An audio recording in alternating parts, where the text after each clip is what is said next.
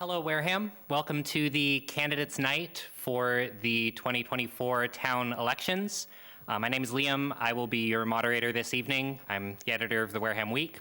Tonight, we will be talking with candidates for Sewer Commission, School Committee, and Select Board. We have a lot of candidates to talk with and a limited amount of time in the evening, so we'll get right into it. This is being broadcast on WCTV Public Channel Xfinity 9, Verizon 30, as well as being streamed on WCTV's website. To talk a little bit about the format, each candidate will be given 2 minutes for an opening statement. Then each candidate will be asked a series of questions. Candidates will be given 2 minutes each to answer the questions. And then the candidates at the end of their time will be given 2 minutes for a closing statement. We'll start with the Sewer Commission candidates, go to School Committee, then Select Board for a 3-year term, and then Select Board for a 2-year term. And we will start with the candidates for the Wareham Sewer Commission. Mr. Gabberty, would you like to start with your opening statement? We don't have that much. I've been on the board now since it started. We've got a myriad number of projects in the works that we're working on right at the moment. I'd like to continue with them. We've got a lot of others that we have to get to. The sewer enterprise as a whole is a very complicated operation. The learning curve to get into it and know what's going on is pretty steep. It's not something you can, jump into and go with. And I feel that having someone with experience on the board is probably beneficial and necessary in the long run to go forward. Other than that, I'm a Wareham resident, have been all my life, and I'm older than I should be. But I think that's about it. All right, thank you. Mrs. Slavin, would you like to give your 2-minute opening statement? Yes, yes, Sandy Slavin. I love Wareham. Wareham is home. I'm an Army brat. No matter where we were stationed, we always came back to Wareham to visit grandparents, uncles, and aunts, so always back to Wareham. My mother's family, Lorings, Carters, and Atkinses, have been here prior to the Civil War, so Wareham is home. And I have the time, and I still have the energy, so I want to continue to give to the town.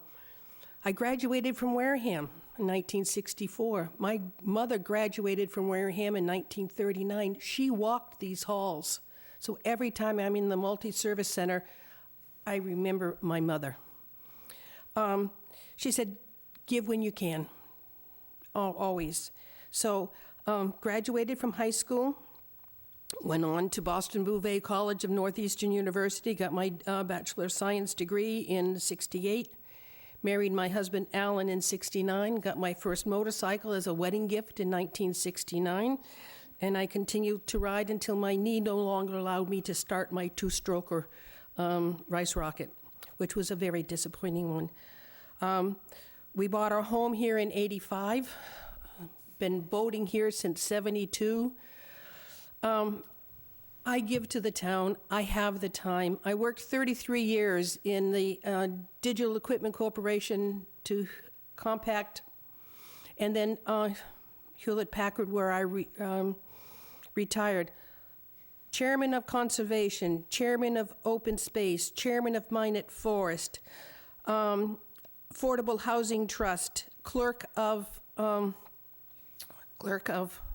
Planning Board, clerk of Sewer Commissioners, member of the Garden Club for over 30 years, treasurer of the Historical Society, treasurer of Wareham Community Garden. So it makes me, I have to be smart as to which bank I'm depositing to so I don't get them all mixed up. But I have the time, I have the energy.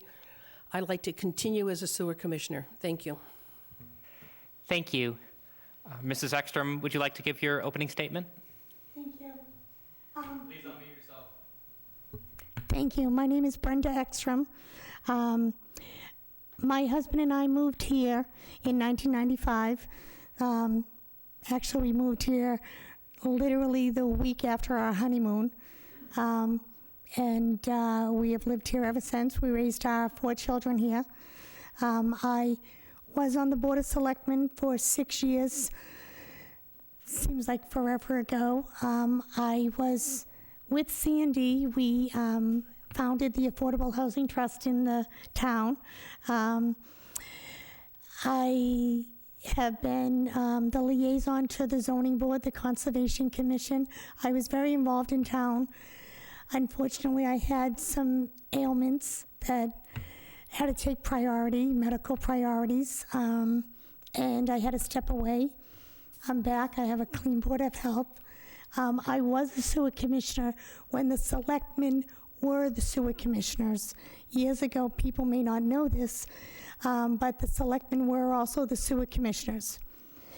It was when I was a selectman and sewer commissioner, it was when I discovered that the town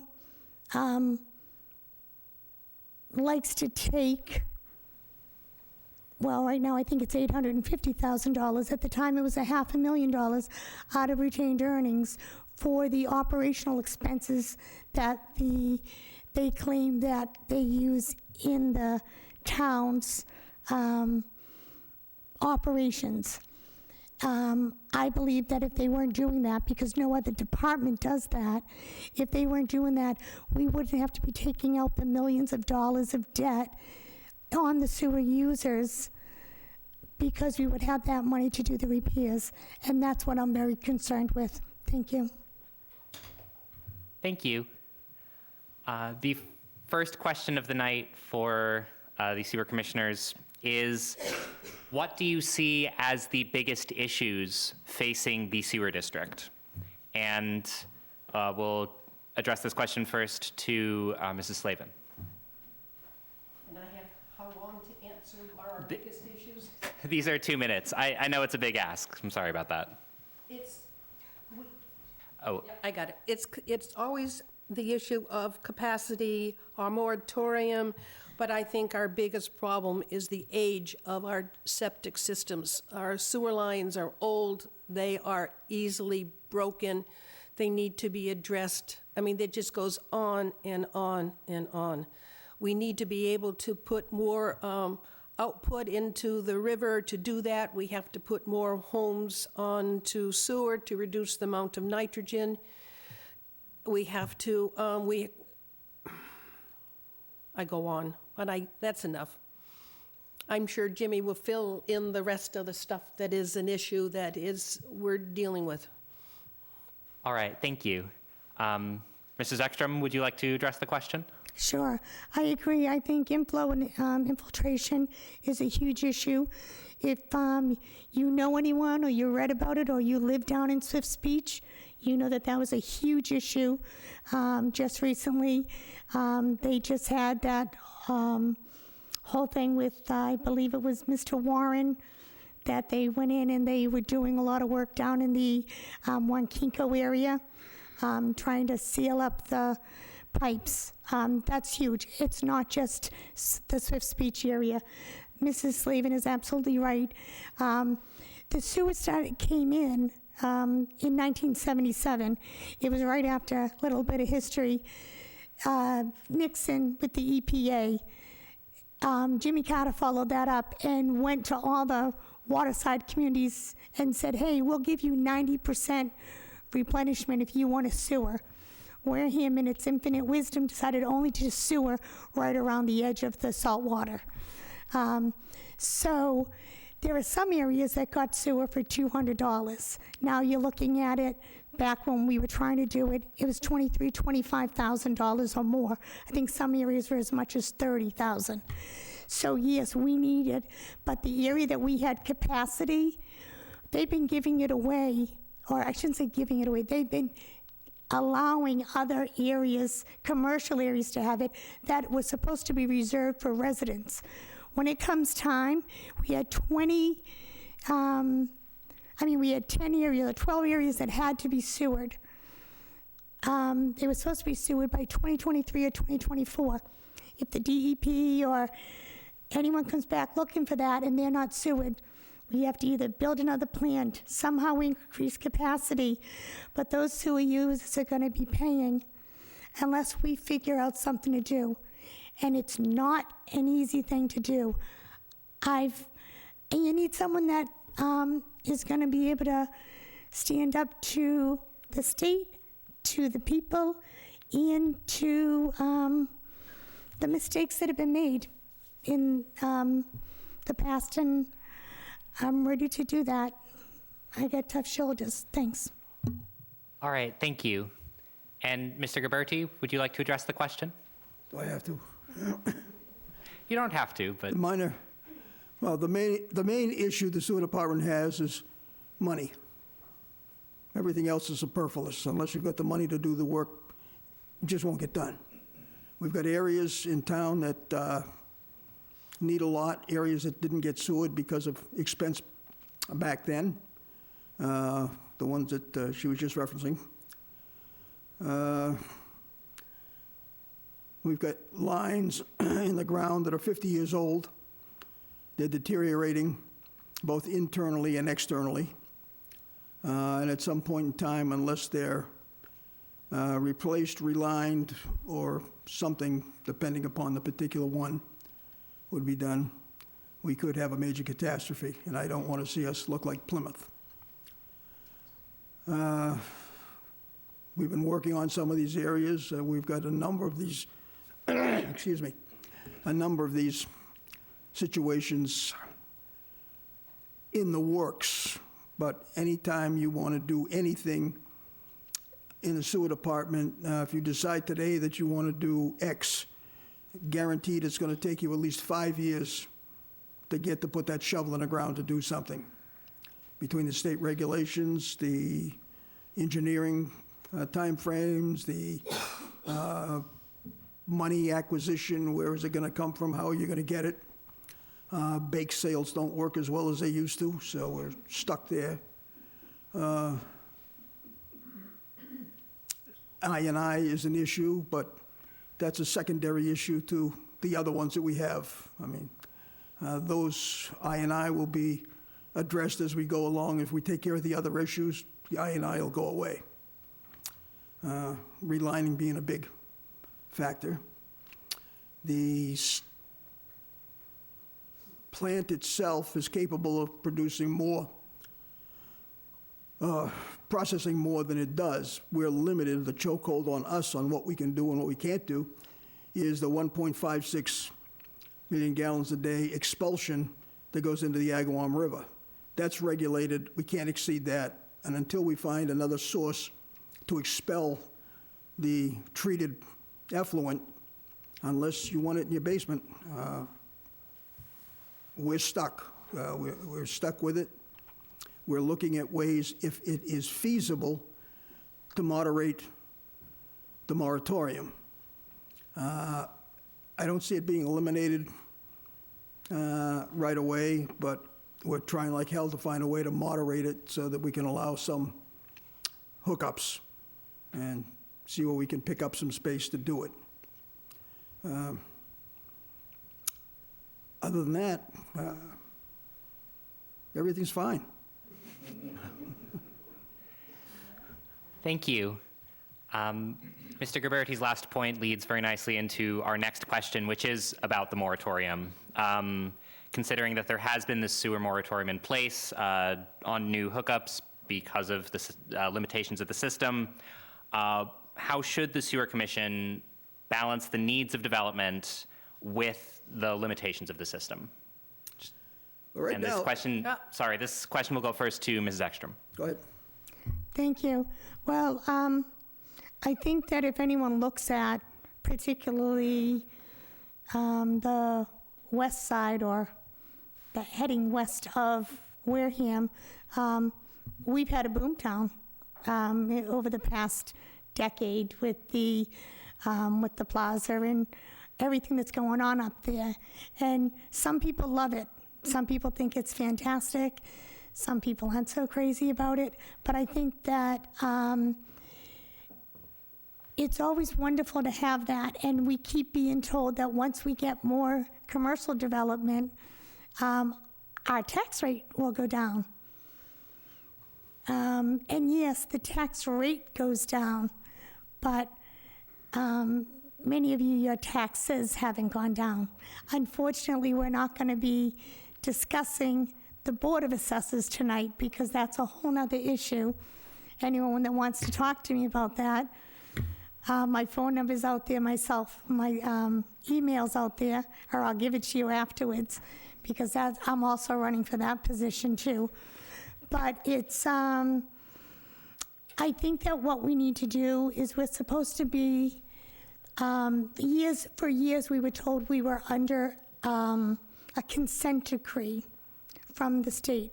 We found out in 2010 that we made an agreement so we weren't forced to be under a consent decree, which got a lot of people very upset at us.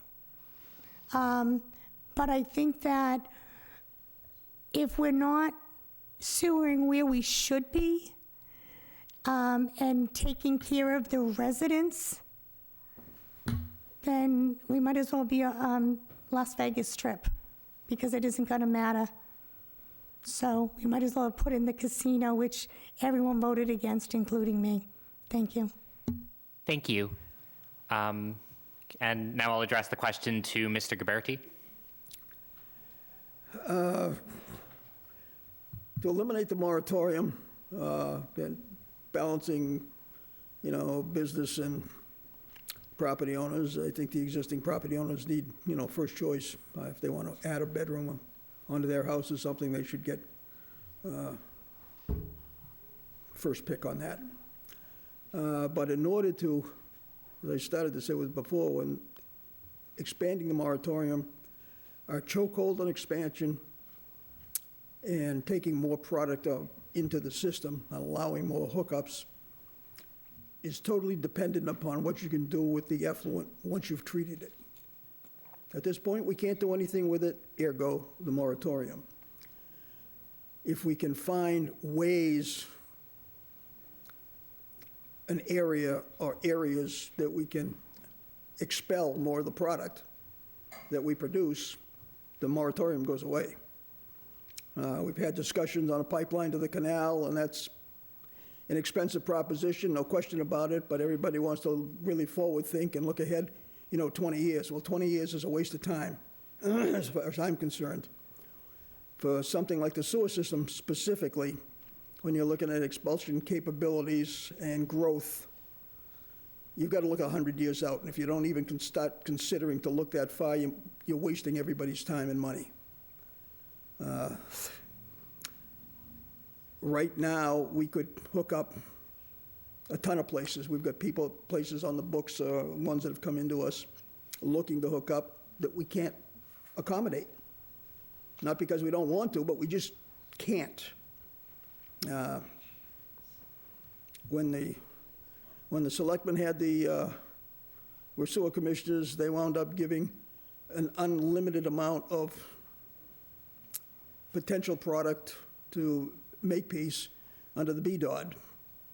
And that's kind of a number that hasn't come to fruition. Luckily, they didn't build out the way they planned on. They are doing solar, so they've shelved any of that type of thing.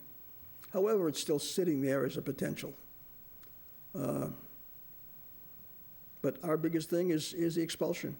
If we can increase the expulsion, whether it be through satellite plants, whether it be through groundwater discharge, whether it be through pipeline to the canal, if any of those things become viable. I believe your time is up, unfortunately. Thank you. Mrs. Slavin, would you like to address the question? Yes, please. When we did impose the moratorium, it was a hard decision to make, but we had a list of everything that had been approved. So we knew how much would be coming down the pike when Woodland Cove came on board, when Littleton Drive came on board, when all the homes you see going on Main Street and High Street, they were accommodated. We knew they were coming. And we were getting very close to our 80% of what we could discharge before the state steps in if we exceed that 80%. Well, anyway, so we put a moratorium on. One of the things we're looking on, we have a list of those people who want to build their home and develop it, and so we're saying, okay, we know there are some requests coming down the line. One of the things we're doing is that with the Wonkinko repair in Swiss Beach, we also repaired a major inflow coming in off Murphy Street with the tide. Gallons and gallons and gallons of seawater was coming into our plant, so we had to process it. We have been told that with processing the seawater coming in, the fresh water coming in off of sump pumps, it's costing us $500,000 a year to process water. Not product, water. So one of the things we're doing is we're taking cameras down to the streets on Swiss Beach and identifying those structures that are taking their sump pumps and putting them into the sewer line. We're paying to process it. It is illegal in the state of Massachusetts to discharge your sump pump into a sewer line. So we are addressing that homeowner by homeowner. We've successfully had the latest one done, which was 20 gallons an hour, no longer going into our system. We reduce our inflow and influx, we can get our moratorium relieved. Thank you. Thank you. And this next question asks, how could the sewer user, how could the sewer commission change the current EDU billing system to make it more equitable? And should the sewer system go to a usage-based fee? And this question goes first to Mr. Gabberty. Well, I've always wanted to see the sewer system go to a user-based fee if we had water numbers to know how much water each place uses. Water going into a house means it's going out, and 95% of it is going down the sewer. You know, some of it will be absorbed depending upon the particular household with washing cars or just an irrigation system. But the bulk of it is all going down the sewer from one spot or another in the house. Without having the water numbers available to work with, and in order to address it that way, it makes it difficult to come up with a more equitable, which I'd like to see, billing. I mean, I have been trying to do this since I've been on. We haven't figured out a way that's going to be, that's going to be equitable. You have to restructure the entire system, or we're going to have to try to find a way, if it is possible, to adapt the EDU system to make it more equitable. I mean, I can, you know, as with many other people, can sit and pick out different places where it's, you know, patently inequitable, but the options are 0 to none at the moment. Not to say that there aren't possibly some out there, we just haven't found out what they are yet. We are still working on it. We've had more than one meeting on this. This has been a sore spot with all of us on the commission for a long time. So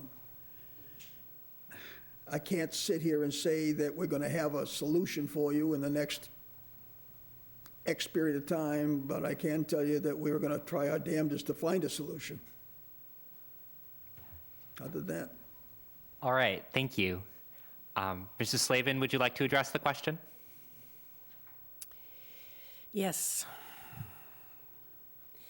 It would be nice if there was a software packet that we could use that was in conjunction with the water collection point of both Onset and Wareham water, then we could implement it. But we can't come up with a software package. I mean, most of the towns in the state use sewer rates based on water usage. But we can't find anything that's compatible with the sewer, with the water information available from our two districts. We are still looking at it. We've had meetings with Wareham, but we haven't had a meeting with Onset yet. It would be great if we could find a way to tell that single person who only showers once every 2 weeks, you know, and not always flushing every time, that we can find a way of reducing their rate for sewer to something more reasonable versus a family that has a lot of in their family, in their home. You know, 4-bedroom house being the same thing as a single-bedroom house is not fair for EDU rates. We have to come up with something that's more equitable for the people paying for sewer. Thank you. Thank you. Mrs. Ekstrom, would you like to address the question? Sure. One thing is, there are ways to do it. I just want to back up for one part of it, though, is the way that the system is set up, the plant, is that it has to have a certain amount of effluent throughout the year. I know that we had issues with seasonals or people not using their restrooms and things as often or whatever, but there has to be a certain amount. The way that the enzyme-based, it's a complicated system, but it has to have a certain amount of flow. So you don't want to encourage people not to use their systems. I know that's a decade, maybe 15 years ago, we looked into this. One of the ways that I thought was probably the most well-rounded way, and if any of you that you have your water system, you know, your water thing, you have a set rate. You know, I don't know, what is it? You know, $100, $200 every 6 months you pay for your water. Then when you pay over that, and I think that that might be where Sandy was going as far as people that use less would pay less in that top rate. But everyone would pay a base price because you have the workers have to be there 24 hours a day, 7 days a week, 365 days a year. We can't just let them go because people aren't flushing or seasonal people aren't here. So there is a base rate that we have to have and that we have to make sure we cover. And then if you want to do the rest of it, which would be for extra chemicals that we would need and stuff like that, but that would be a lower rate. So you could adjust it accordingly that way. That's how I would see it done. We did look at that.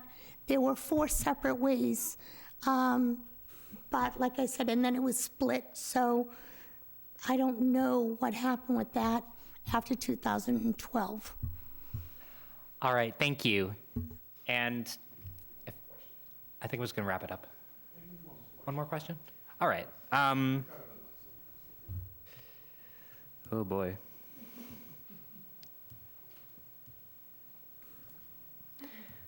The last question we'll do is about sort of what priorities need to happen for upgrades to the district. Last town meeting, there was approved, if I'm remembering correctly, $36 million for upgrades to the sewer system. What else needs to happen with the system to get it where it needs to be? And this question will go first to Mr. Gabberty. Boy, I don't even know where to start. If you're talking about the plant, nearly the entire plant needs to be upgraded. The lagoons are fine, they were just put in, but other than that, the plant, the equipment, you know, is all aged. There's gonna have to be repaired, replaced as we go along. And in the course of replacement, you know, we want to take and replace so that you replace it with expansion considered, so that at a point when we can expel more someplace, we'll be able to handle it and ship it out, and it'll go through there. I mean, we've got pipes and infrastructure in this town that needs it, that's aged, that needs to be done. We've got pump stations that need to be replaced. We've got other ones that need to be repaired. It's kind of like a hydra. I usually refer to the sewer plant as a hydra, because every time you turn around, a new head pops up with a new problem. We've tried more than once just to sit down and make a list of all of the items, and you get inundated before you get off of square one, which is unfortunate. What we've been doing, unfortunately, for the last 5 or 6 years, for the most part, is fighting fires. We've finally got to a point where we've got, I think, the major fire's out, and we're trying to go forward. I.e. the headworks. The headworks became a fire and a project as well, with the clarifiers. I mean, we'll go from there on to other areas of the plant. As, again, money. It comes all back to money. So. Thank you. Mrs. Slavin, would you like to address the question? Oh, yes. As the 36 million was there to redo the headworks. It is old, it has fallen apart, and doesn't do its job as well as it should, which is why there is a lot of odor coming out of the plant.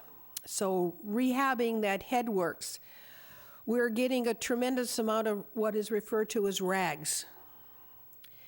People are using bamboo toilet paper. It doesn't handle well. People are putting wipes down. It doesn't handle well. Well, people are putting toys and stuffed animals down our sewer system. It all clogs up at the headworks. So watch what you flow away, not flow. Not everything is handled well. New clarifiers will do a better job of processing the product. That's what they call it, product. We'll process the product so it's easier to handle it downstream. But one of the things we're looking at is we got $6 million to reline the main line from backside of Merchants Way down to the plant. Well, we're looking at alternatives. Maybe we don't reline. Maybe we put in a brand new pipe leaving the old one a line, available to take the outflow from the plant and discharge it, as opposed to up the river in Agawam, but discharge it further down where it's an easier flow in and out of Wareham Harbor. So we're looking at alternatives to make a better process of discharge.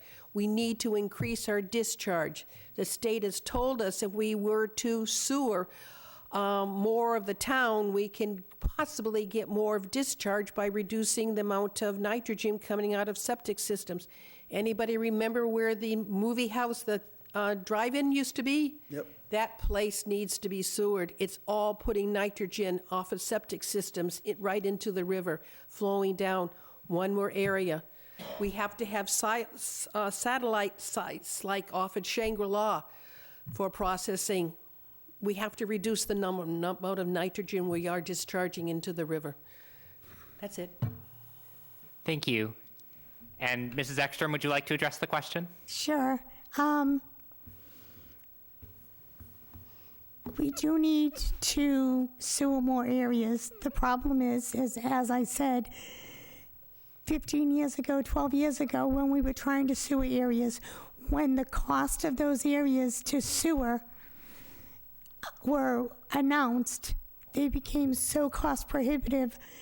The residents, and I don't blame them, got in an uproar. People weren't going to pay $30,000 to sewer their houses. And that's what it came down to.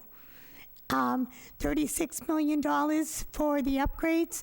As I said, I don't think it's fair that the sewer users, when they have retained earnings, that the town side can come along and take $500,000 to $750,000 or more, take that money and say, well, this is for the work we do for you. They don't do that to the harbor master. They give the harbor master all of their receipts. They don't make the harbor master pay.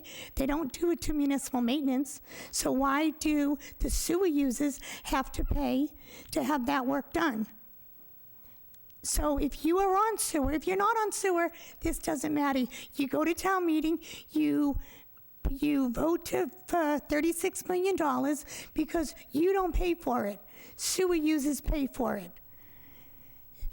Non-sewer users do not pay for it. It is only sewer users who take that burden on. So keep that in mind. But when the town takes the money, the sewer users also have no say in, wait a minute, that's our $850,000 that we could be using for repairs and upgrades. If we had done that for the past 15 years, even at $500,000, that would have been, you know, what, $500,000 times 15? $30 million? Is that right? That would have been the money that we wouldn't have had to take out loans for. So that's where my problem is with the money, and that's what I think needs to be addressed. And if I could just say one more thing, I know I'm out of time. No, Okay, if you're then out I'll of time, take in I think, closing. That's yeah, fine. thank you. Thank you. Yes, and now we are also out of time for the sewer commission discussions. Thank you all for participating, and we will do 2-minute closing statements from each candidate, starting with Mrs. Slavin. I think I've indicated some of the things we need to do. I'm just going to ask you if you please, I've been on the sewer commissioners for 6 years, and there's a lot more work to do. It's given me information and knowledge regarding the sewer plant and the sewer process and our sewer users, and I'm just asking for your vote on May 7th. Thank you. Thank you. Mrs. Ekstrom? Thank you. And this is just what I wanted to say. And thank you all for coming. Thank you all for watching. I would like to ask for your vote also on May 7th. I just wanted to clarify that Mr. Gioberti is a non-sewer user, so he is running unopposed. And unfortunately, Sandy and I are running against each other. We have known each other for many years. We both respect and admire each other. And it's nothing personal. I just believe that we need more aggressive voices to speak up for sewer users. I have been a sewer user since 1995, and I have watched what has been done, and I think I have a well-rounded background in it. And you are absolutely right, Mr. Gioberti, when you said the selectmen voted on the BDOT. That was in 2003, and in 2005, before I was a selectman, and it did go to town meeting for approval, both of them. Thank you. Thank you. And Mr. Gioberti, would you like to give a closing statement? Really not much. I mean, I've been on the board since it was formed in 2015. As I say, the learning curve has been enormous, as Sandy has indicated. I think I've been doing a pretty good job there. There have been areas where we stumble and fall, where we get misinformation and do things. I think with the background and knowledge that I have acquired over this time frame, I think it will serve the residents and sewer users well for me to stay on.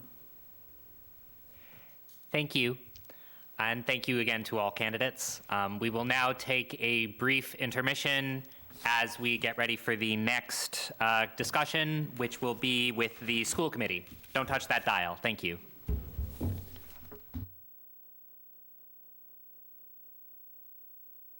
All right, thank you, Wareham. Again, I'm Liam. We are now with the school committee candidates for this portion of Candidates Night. As a reminder, the format is as follows. Each candidate will have 2 minutes for an opening statement. Then there will be a series of questions. Each candidate will have 2 minutes to answer each question. And then each candidate will have 2 minutes for a closing statement. And Mrs. Rossi, would you like to start with your 2-minute opening statement? Sure, thank you. My name is April Rossi. For those that don't know, I am rerunning for school committee. This would be my third term. My first term was a 2-year. I took over for when someone had moved out of the district, and then ran for a second term, and hoping that this will be my third term. I've lived in Wareham for about 13 years, but grew up coming here most of my life. I was involved in the Deacon's PTA and was an executive board member for them. I was a board member for Wareham Child Care. I worked as a volunteer with the Boys and Girls Club. I was a substitute paraprofessional at Wareham Middle School. I was involved with the Wareham Tigers and was a coach and board member for them. I am on the board of directors for the Gateway chapter of Networking Group USA here in town, and I am also a member of Community Associates, which is a scholarship opportunity program for Wareham students. My son graduated from Wareham High School last year and is in his finishing up his freshman year of college. I have always done everything I could for the kids in this town. I believe in the kids in this town, and that they need all of the support and love that they need to be able to succeed. I think we have a lot of great things happening in town, but there's always room to do better and to address concerns that parents and citizens have had with our district. I know that it's difficult when in every town that the school takes up the majority of the funds as a school department for every town, and I know that that's frustrating to a lot of citizens. And I just want to make sure that we continue to use those funds to better the future for our town and for our kids. Thank you. Mr. Sweat, would you like to make an opening statement? Sure, thank you. Good evening, everybody. I'm Jeff Sweat. I have been a resident of Wareham since 1996. I have retired. Could you make sure that your mic is on? Now it is. Sorry. Good evening again. Jeff Sweat. I've been a resident of Wareham since 1996. I am a retired. I retired from a career in healthcare management and education management a little over 20 years ago. I am currently the vice chair of the school committee.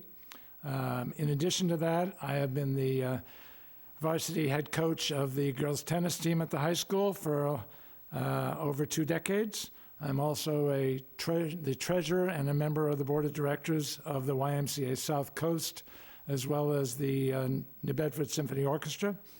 I represent the Massachusetts Association of School Committees on the MIAA Tennis Committee. I'm a member of the advisory board of the Onset Bay Center right there in Onset, which is run by the Coalition of Buzzards Bay.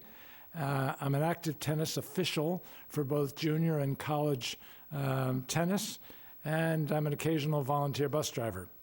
I have a number of things I'd like to talk about, but I think I'll save them for the inevitable questions about the challenges that the schools have in moving forward. Thank you. Mrs. Ekstrom, would you like to give your opening statement for school committee? Sure, thank you. My name is Brenda Ekstrom. I'm running for school committee. I have lived in Wareham since 1995. I have 4 children who attended Wareham schools. They went on, all 4 of them though, went on and attended Upper Cape. And they all have careers, 3 of them in the chosen fields that they studied at Upper Cape. I love the Wareham School. Well, a little background on me. I have been a substitute teacher in parochial schools. I taught Sunday school. I have been on the on-site school council in Wareham when they used to have them in the smallest school districts when my children were younger. I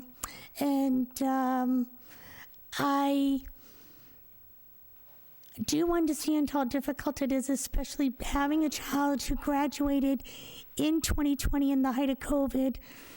That was the child which I think we all have almost like a a broken heart for that group, the ones that missed the prom, missed senior week, missed the graduation, all of that. And it just seems that we're still trying to catch up from there. But I think that Wareham, I think our problem issues have lasted a little bit longer than that, and I'd like to address a long-term solution for a lot of the problems that I see that we have. Thank you. Thank you. The first question for the candidates is, what are your thoughts on how the school can manage its current budget issues? And this will go first to Mr. Sweat. That's a great and pertinent question. The budget issues fundamentally come down to the fact that we have a very high needs population.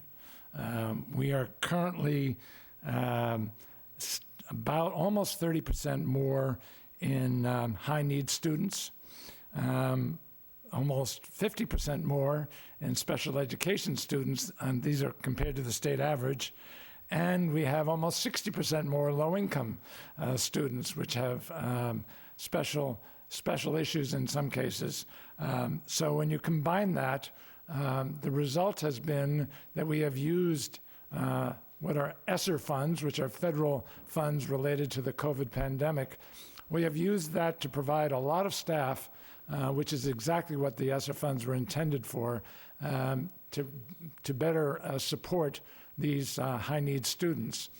Unfortunately, those ESSER funds have disappeared, or they will disappear at the end of this fiscal year. The result is that we have, frankly, more staff than we can afford. And the only way to deal with that, unfortunately, is to reduce the number of staff that we have. Not only teachers, but frankly, back office staff, administrative staff, frankly, throughout the system, and that is going to happen next year as a part of the budget process. Interestingly enough, as recently as 2017, thank you, we had a state calculated ratio of 13 students for every one teacher. We are down to 11. So that is a fairly dramatic increase in the number of staff on a per student basis. We're going to have to get back closer to 13 just for budget reasons. Thank you. And this question goes now to Mrs. Ekstrom. Could you repeat the question again? I'm sorry. No worries. The question is, what are your thoughts on how the school can manage its current budget issues? Thank you. Well, one way is I would appreciate if they would try to share information. When the budget came out last year, as a concerned citizen, before I pulled papers, before I decided to run, I did a public records request because I had heard all of the things that they had complained about. I received a letter back telling me that if I paid $450, I could get the information. When I asked them for an itemized list of it, I had been going back and forth, and finally, the day before town meeting, I was told that if for $125, I could get it. I will still be getting it, but I look at things like, for example, when we we merged the two elementary schools. You don't create positions that when you lose in business, if you merge two companies, you lose management. We didn't lose management. We created new positions, higher paid positions that don't deal with students, and we gave them positions. We need to take that money and we need to give teachers maybe breaks throughout the day. I remember when I went to school, teachers had breaks throughout the day. That they had teacher aides in their classrooms, and this is what we say we're going to cut. These are personally, I think we're too top heavy. And those are the things that I think we need to address. And I also think that we have a revolving door in our superintendent's office. The last superintendent that we had that was more than 3 years was Dr. Legue, who was here when my children were just starting school, who was a phenomenal superintendent. And that was one of the reasons when I moved here, I heard the Wareham schools were great. and that was because of Dr. Legue. And now 3 years is like maximum, but I think it's they get their 3 years highest paid and retire. So I think those things need to be addressed. Thank you. Thank you. And this question goes now to Mrs. Rossi. Sure, thank you. It is difficult, and when we did hire our current superintendent, who inherited a lot of things I don't think he was necessarily aware of when he interviewed for the job, with post-COVID, with ESSER funding, with the fiscal cliff that we kind of unfortunately knew was going to happen on the offset of this, and the rising energy costs and utility costs and insurance costs and everything else that comes out of our budget, that does take away from the services that we need to put in front of our children. The children today are different than the children, they were different than how it was when I was in high school, when you were in elementary school, when a lot of us were in school. So it's really hard to put a comparison to what we knew and to what our current kids know. All of their learning is done electronically. They don't have textbooks, they have Chromebooks. That requires maintenance and upgrades and different things to be able to function in the society that we live in.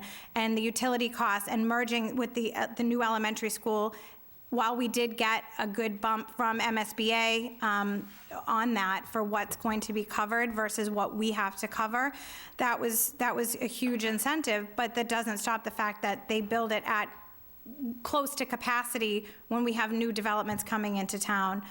We have some amazing staff that are really great at grant writing and try to do their best to get things covered outside of the scope of what we're able to do with our LEA budget. We have had to get creative. It was acknowledged by both superintendent candidates when they ran for us to interview to hire them, that they did agree that we were a top-heavy district in administration, and a lot of those positions have either been eliminated or people have retired and they're not being replaced. So while that is happening, we still will unfortunately have to have a reduction. My biggest concern is the impact that's going to have on today's kids, because they have a completely different set of requirements that needs more people with them and in front of them than behind closed doors. Thank you.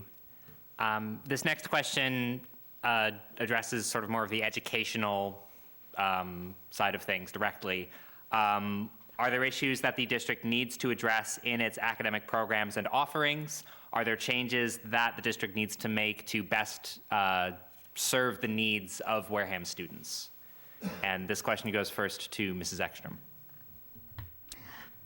I think that in all, as Ms. Rossi just said, I think that in all good school systems, you always have to be looking for what is the next thing coming down.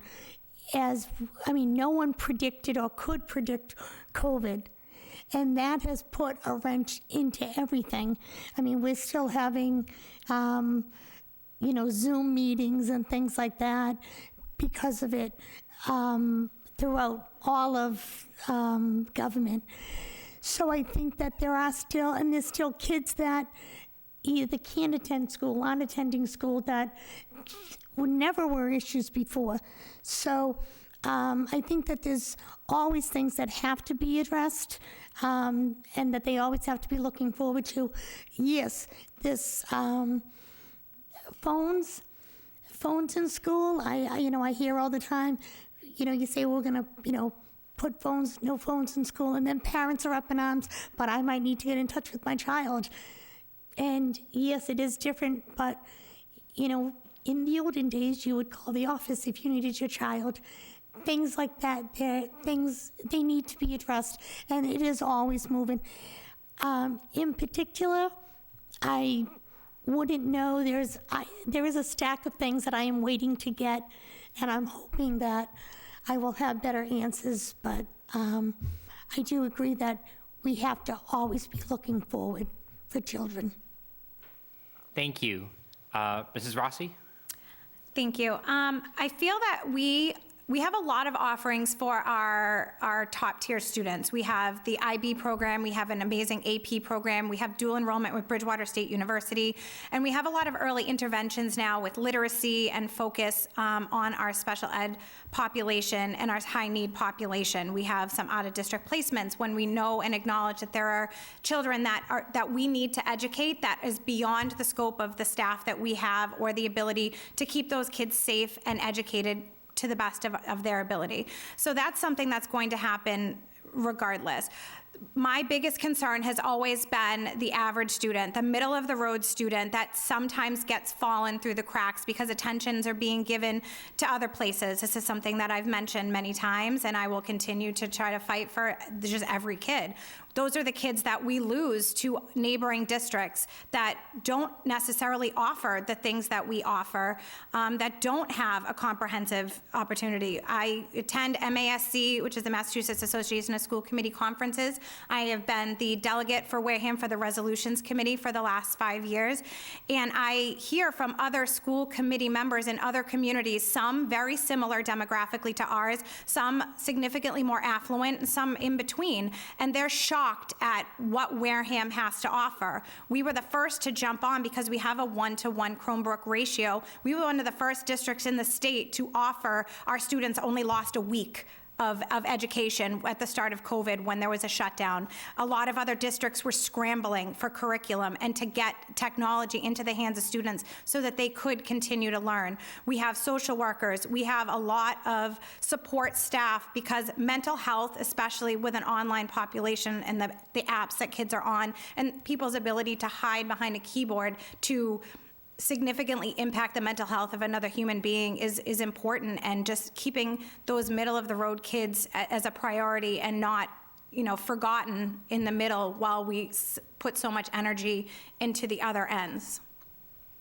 Thank you. Mr. Sweat? Thank you. Totally appropriate and pertinent question. The first thing I want to say is that the problems that Wareham has from an academic perspective are national problems. And by that I mean there's frankly nothing unique about the biggest problem that I see at Wareham Public Schools. We have almost, I'm just checking my numbers, we have almost 60% of our fourth graders who are not meeting expectations in reading when they leave Wareham Elementary School. Now, that's a dramatically high number, and it's incredibly significant because there's an expression in education that says first you learn to read, and then you read to learn. And so if you're not capable of having an appropriate level of comprehension of what you're reading, the next step, doesn't matter what the subject is going to be that much more difficult. So I think that's by far the most pressing issue.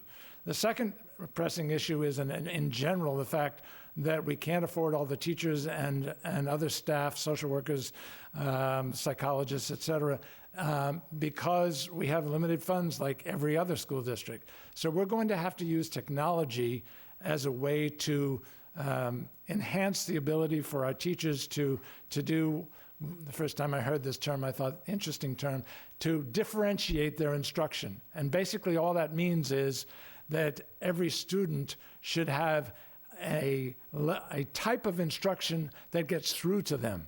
And so if you ask a teacher to have 4 or 5 or 6 different ways of teaching the same subject, you can imagine how difficult that is. But there are ways of doing it using technology. What you don't want to do is take kids out of the classroom to do that, such as a Khan Academy type online program. But you do want to use that technology with the teacher in order to enhance the teacher's ability to differentiate their instruction. I think that goes across all grades, whereas getting people out of elementary school with excellent reading comprehension is critical because that affects people staying in school, graduation rates, everything is dependent on a child's ability to effectively read. Thank you. A lot has already been mentioned about the role of technology in schools, and this next question asks about that directly. What are your thoughts on the role of technology in schools? Should the district continue to incorporate more technology? Is it time to scale back a little bit and go back to more basic learning? Or are we kind of in the Goldilocks zone where everything is just right? And this question goes first to Mrs. Rossi. So I think I'm in a unique position because I am either what you would consider like a late Gen X, early millennial. So I was on the cusp of everything kind of starting off drinking out of the water hose and ending up graduating with the internet. So I grew up in the evolution of online learning. We went from a giant computer in our classroom and typing classes to like a personal PC by the time I finished high school. So I think by that evolution and seeing the jobs that are being offered, the tech space, remote work, a lot of people are navigating into everything has an app. Your bank has an app. Most of your employers have an app. And a lot of kids are more likely to gravitate towards something in a technical space now than they were before. Attention spans. You have a higher diagnostic rate of different spectral disorders, ADHDs, myself included, at 43 years old, was diagnosed formally with ADHD. So I understand that a child's attention span can be like, squirrel, on to the next thing, because I'm right there with them. I completely understand. And so having the ability to quickly switch gears very quickly, I think, is a plus for them because it is a fast-changing environment. I do think that remedial skills in writing and literacy are hugely important. Sight words, memorization, that's what we did. So they're learning more phonetically. They're allowed to write more phonetically longer because it's more about comprehension than necessarily correcting their spelling. I think we also have unique challenges with AI coming into play with a lot of things. So I think we just need to, as important as I feel that technology is, I think we need to be careful and mindful about the ways that we're teaching our kids how to use it and using it safely and appropriately. Thank you. Mr. Sweat, would you like to address the question? Yeah, I love technology, but I think it can be a Band-Aid on a problem. So if you have great technology, that doesn't mean you necessarily have great learning. I tell the kids, mostly high school kids with whom I interact, don't focus on what you know, focus on what you can do with what you know. Because knowledge is ubiquitous, basically. You can look up anything you want on a phone. But can you do something with that knowledge? So I'm a strong believer, and in fact, our student representative recently characterized this exactly the way I hope she would at a recent school committee meeting. I'm a strong believer that you need critical thinking far more than you need knowledge. Can technology help with critical thinking? Yes, as long as there's a base of knowledge. So I love the idea of having that Chromebook in front of the student that is challenging them wherever they are in their learning process to think and to show the Chromebook and then ultimately the teacher what they know and how they can learn more and ultimately how they can use that critical thinking. So I think the investment we have made in technology is about right. I don't think we can afford more than that, with the exception perhaps of some software packages. We are currently using something called Sentry, which does essentially what we want it to do, which is to look at every single student and say, where are you and how can I get you to the next step? So it's not a panacea. It's a tool. It's a productivity tool for teachers. But I think we have about the right level of technology, especially considering that it is not free. Thank you. Mrs. Ekstrom, would you like to address the question?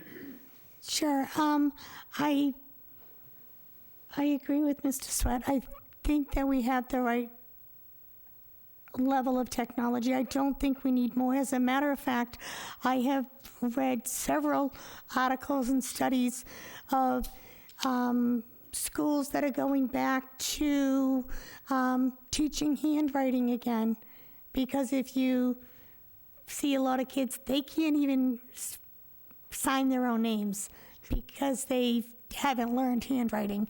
That there are communities that, and I mean no disrespect to the schools, but as we build our beautiful new Wareham Elementary School, that they're finding that smaller schools are given better individualized attention to students, and they're learning better in those areas.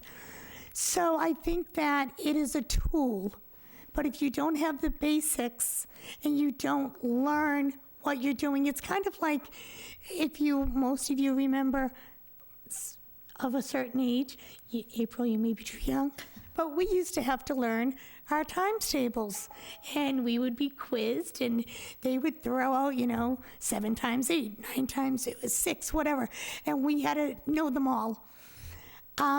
If you say that now, they go, what do I need that for? I got a calculator. Well, we had calculators too, but we had to learn them. And so I think that you need to learn basic things so that you use those Chromebooks to assist you. So it doesn't take you a month to learn to recalculate something, but you do understand what is being recalculated and why it's being calculated. So I think that it is a good balance, but I think enough's enough, and I think we have to really make sure those basics are done before we just throw a Chromebook at them and think, well, we'll take care of it. Thanks. Thank you. And this next question is, what do you feel is the role of the school committee, and what would be your priority if you were elected or re-elected? And this question will go first to Mr. Sweat. The law actually defines the role of the school committee. It's occasionally frustrating, especially for someone like myself who has played a senior operating role in multiple enterprises. By far the most important role is the budget, because the budget represents the vision of the school system, and it prioritizes how the money is spent. The second most important thing that we do is to hire and evaluate the superintendent. And the third is policies. I have found over the years that the vast majority of policies are essentially built into the law. We don't have, frankly, a whole lot of discretion as it pertains to policies. So while we have this big, thick book of policies, they rarely play a significant role in what we do. So going back to the budget, even within the budget, it is difficult to have your priorities reflected in the budget sometimes because, frankly, you're always cutting. We had a brief period of time when ESSER funds, the federal funds related to COVID, gave us more, but they were quickly absorbed by all the needs of our very high-need students. Now we're in the process of cutting because those ESSER funds are gone. Is that play a critical role? Yes. And do we take it incredibly seriously? But in the end, we're constantly trying to balance the educational needs of our students, and by extension, the staff, and of course, what the taxpayers can afford. And it's a critical thing, requires a tremendous amount of judgment, and I hope we do it well. Thank you. Mrs. Ekstrom, would you like to address the question? I would, thank you. The budget, of course, is the main thing, and as I said, while I don't have the figures that I was hoping to have, I can tell you that according to DESE, over the past decade, I think, 11 years, we've decreased our pupil population from like 2,700 to 1,900. In that same time, we have increased the budget significantly. those are the areas that if we're losing students, and I know that many of them are going to other places, whether it is, as we discussed earlier, for special needs someplace, or they're going to by school choice, we need to figure that out. Why are they going there?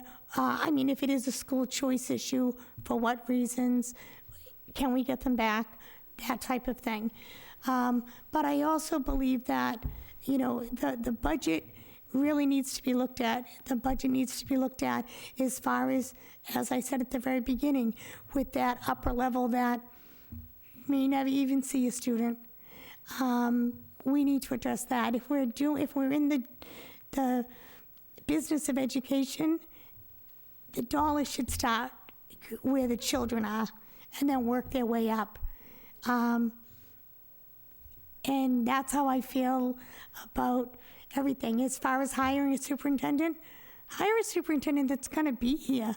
And I apologize. I mean no disrespect to the new superintendent.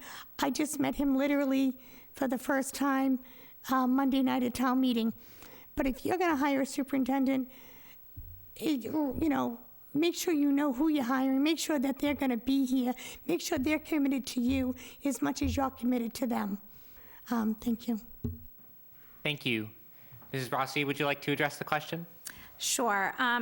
As Jeff had stated, that the primary roles of the school committee are policy, budget, and the superintendent's hiring and evaluation.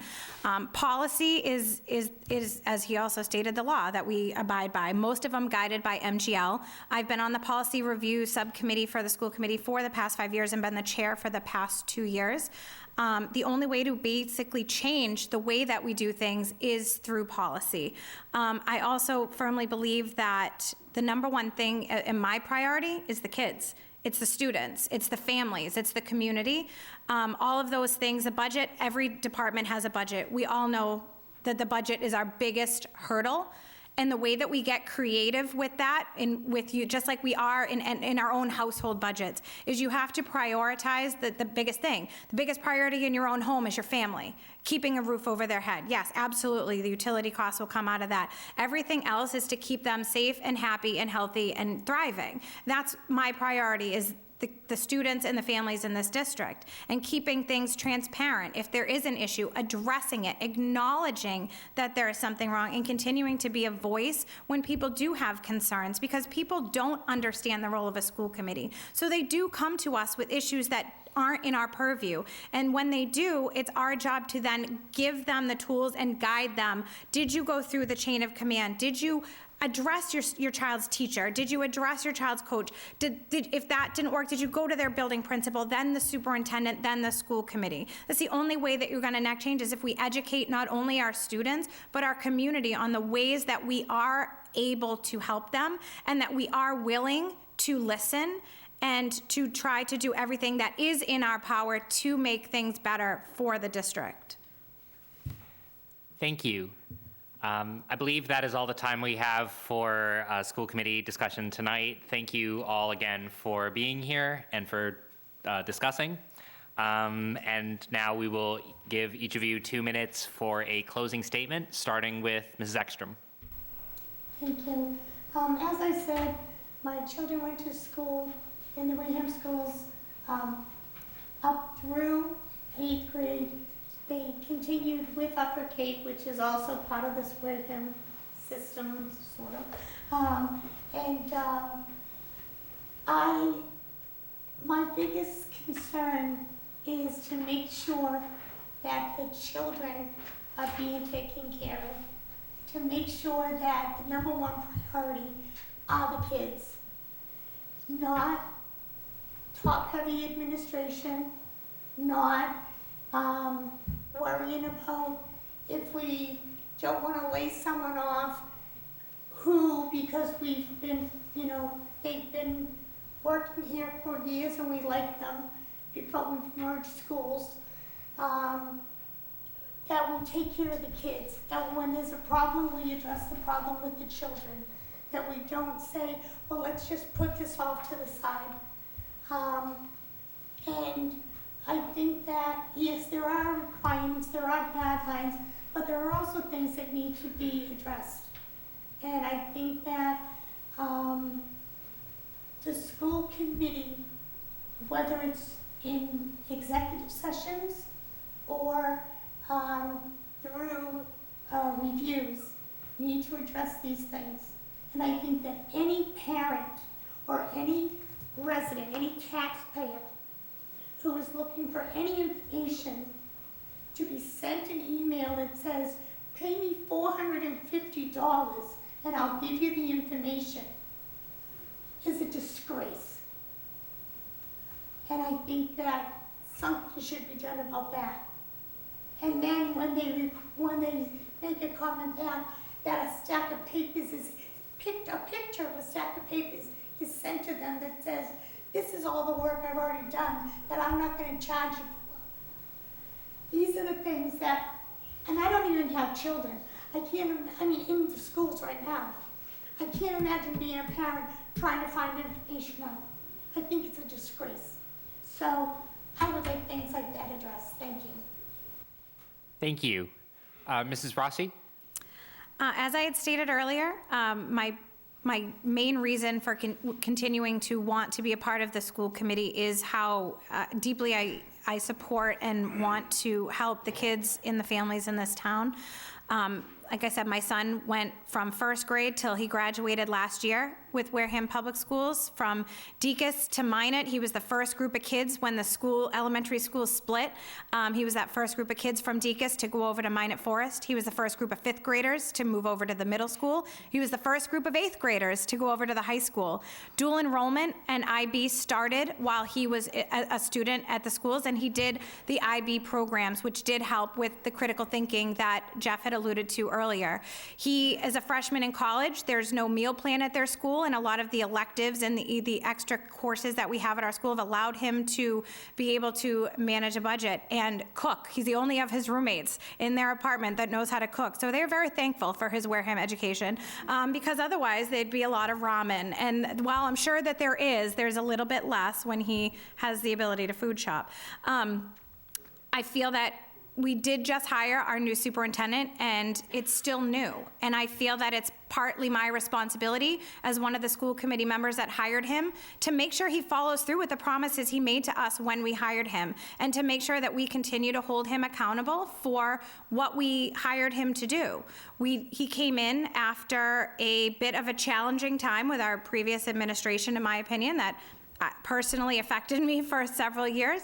And I want to make sure that regardless of my personal feelings about anything, that the kids remain number one, that we continue to have a robust education, not just for our highest population, and that we do stay focused on our high need, because we are in a unique situation with our student population. We have a high foster population, we have a large amount of grandparents raising grandkids, and I want to make sure that everyone is supported the best way that they can, and that we thrive. A town with a thriving school district is a town that's thriving. More businesses want to come to them, more people want to move there, and that's the only way I see that I can help. Thank you. Mr. Sweat? Thank you. And thank you to Wareham Week and to Jody and to WCTV for making this happen.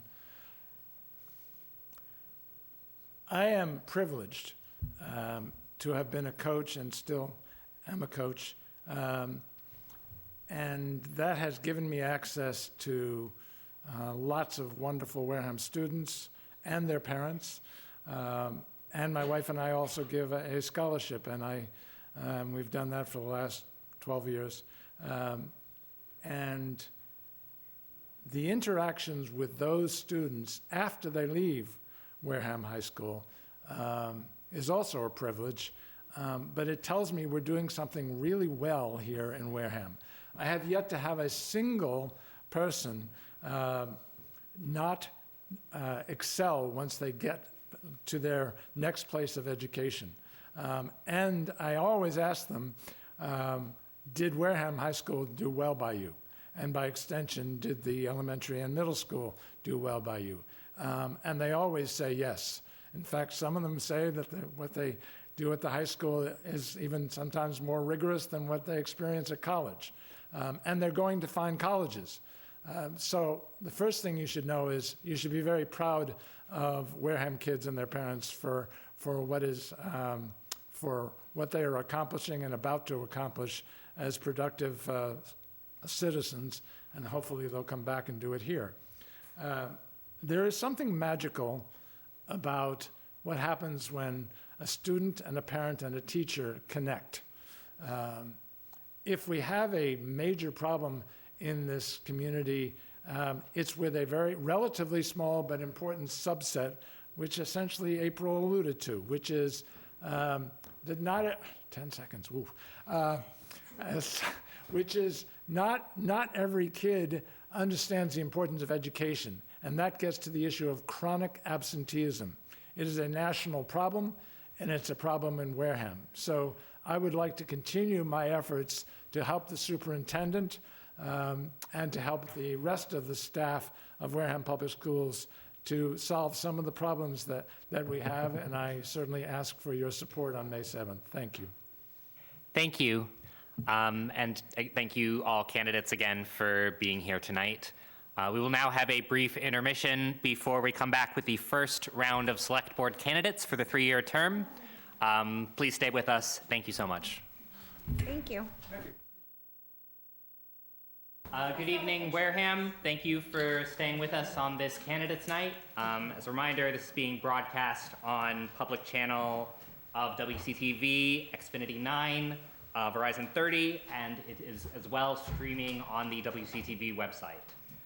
Before we get to talking with the next round of candidates, we would like to read out a brief statement from one of the people who will be on the ballot who is not here tonight. This is Claire Smith, who is running for deputy moderator. That position is unopposed. She's the only person running on the ballot for that role. However, she wanted to say a few words just to introduce herself to the voters for that position. To the voters of Wareham, I'm respectfully asking for your vote on Election Day, May 7, for the position of deputy moderator. I have served the town of Wareham in many different capacities over the years, but I want to share why I believe I am a qualified candidate for the position of deputy moderator. Experience, Wareham town moderator from 2010 to 2022 with 12 years of experience. Chair of the appointing authority for appointments made to committees by the moderator per the town charter 2010 to 2022. A comprehensive understanding of Wareham's town government charter and bylaws. Knowledge regarding Mass General laws pertaining to town meetings. A current member of the Mass Moderators Association. A current member of the Massachusetts Moderators Legislative Committee. A current associate member of the Massachusetts Moderator Board of Directors. A panel member of 3 moderators for training of new moderators, and a consistent attendee of Wareham Town Meeting for over 50 years.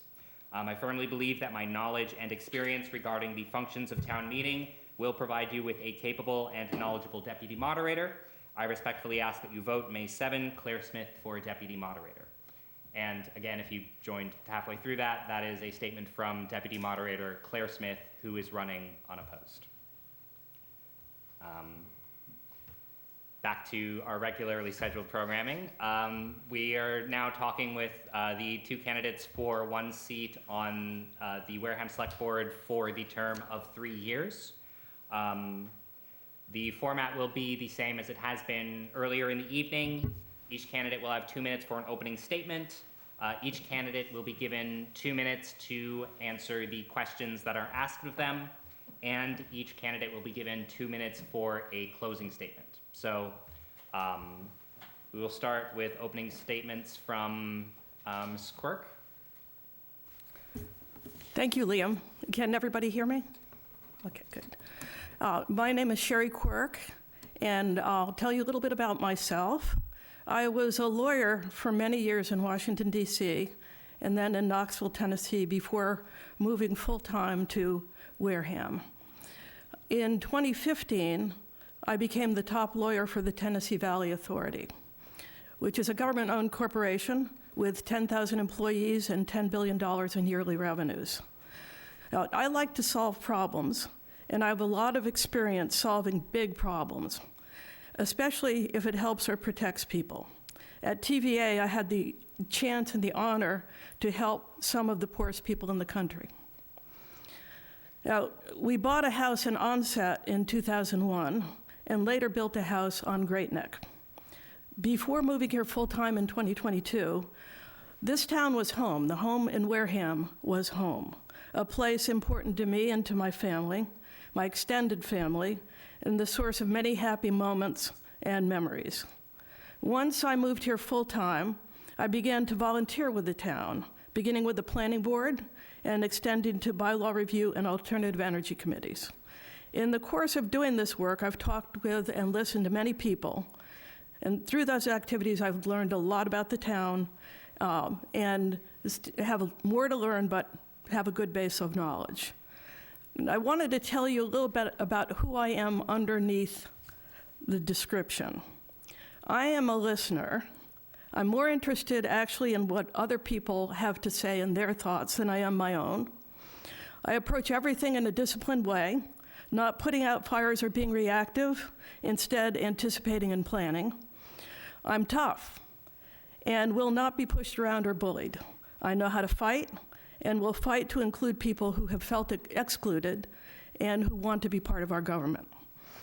You can expect me to be calm and to protect the town that I love, its natural beauty, its people who deserve the right to steer Wareham into the future. Now, I know as a select board member, the role is to appoint committees, develop policy, conduct certain hearings, and have certain activities. I know it's a very time-consuming role. I know it takes a lot out of the people who are on the select board. I'm prepared. I think we're past Okay. your time, unfortunately. Thank you. Thank you. And Mrs. Ekstrom, your statement, if you would be so kind. Thank you. Again, my name is Brenda Ekstrom. I am running for the 3-year position of Select Board member. I had been a selectman 15 years ago.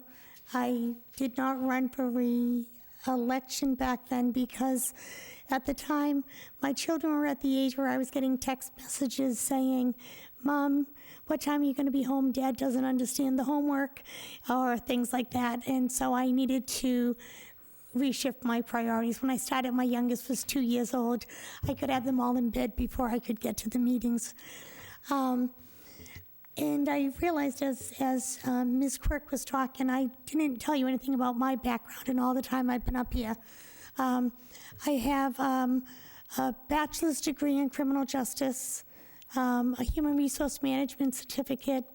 I graduated valedictorian from Curry College, and I have a master's degree in public administration from Suffolk University. I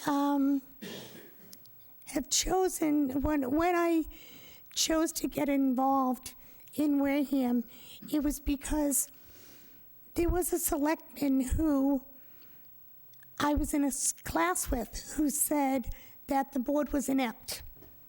And at the time said, and the chairman was the most inept, not this chairman, the chairman was the most inept of them all, and she was ready to pay someone to run against them. And I thought, wow, I didn't think the town was that bad. I knew there were issues. But I thought, well, maybe I could help. I'm an outside-the-box type of thinker. And so I ran, and I won. And then I found out that they didn't want that. They wanted a certain select group. This is not a monolithic community, and we need more voices, and we need varying voices. And that's what I think I bring to the table. Thank you. Thank you. This first question asks just what are the biggest issues facing the town, in your opinion? And this question goes first to Mrs. Ekstrom. Thank you. I think a huge issue is that we have a town meeting. I know we have a 0 quorum, but I think when we have a town meeting, we have less than 100 people show up. Granted, we did have one for a casino, and thank goodness 1,000 people showed up. But that had been delayed And I actually fear that if it hadn't been delayed because of COVID, it very well could have passed if there wasn't enough time to get the news out of what was going on. I don't think we communicate very well.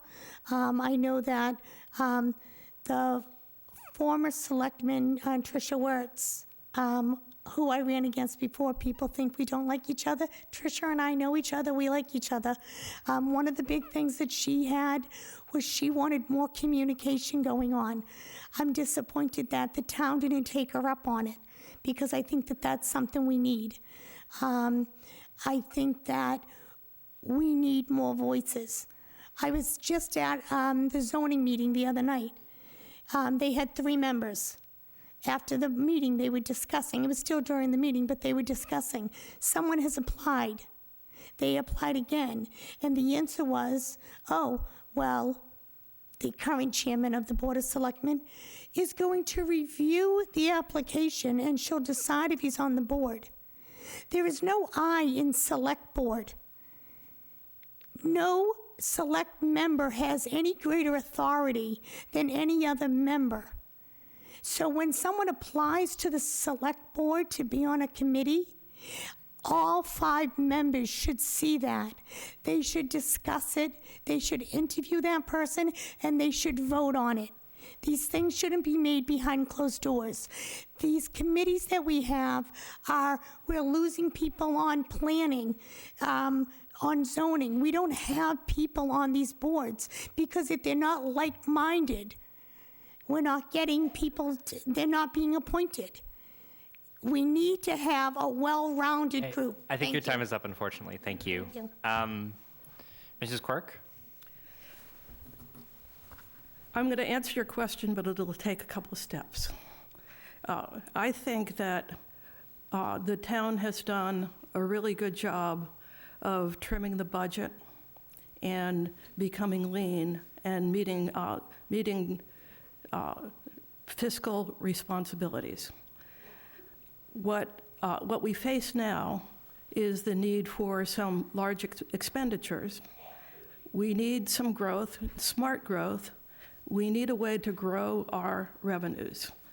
In order to grow our revenues, I think earlier tonight we heard that a large part of that is the limitations that are imposed on us by the sewer, the water treatment plant. And so where I'm going is that I believe that addressing the water treatment plant, the expenses associated with this cap on growth, this limitation on growth, is a very important issue. And I think there are other issues that need to be resolved so that we can pay for it, and we can pay for other large priorities. But I think growing revenues and enabling the town to grow revenues is a major priority, and I think the most important issue facing us. The water treatment plant is not the only major investment we need. We need a new police station. We need for our schools to have what they need to be excellent educators of our children. And we need a new center for our senior citizens who deserve a center that is worthy of their needs and their contributions to this community. Thank you. Thank you. This next question is about business. A lot has been said in the past about the need to make it easier for businesses to move into town and new businesses to start in town. Is the town doing enough to attract businesses and make it easy on them? And if not, what more could be done? And this question goes first to Mrs. Quirk. Thank you. And on the planning board, I've had a chance to think about these issues. You know, I've heard that we're not doing enough, and so I would break the question down into a couple of parts.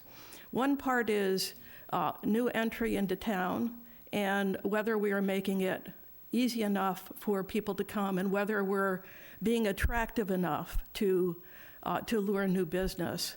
The other is whether we are enforcing the right standards and making sure that the business that we get is good for the town and is not just an entity that wants to move here, but as well an entity that the town wants here and believes will be good for the town. So I think we need the right balance. And if I were able to influence policy, what I would say is, let's work on trying to attract, and indeed attracting, the right kind of growth in business to this town. And for those people, making it possible for them to get going and to prosper. But to not believe that everything coming into town is necessarily the right thing. We have, this town has the right to control its own destiny and to determine who we want our neighbors to be. Thank you. Mrs. Ekstrom? I think that we have, that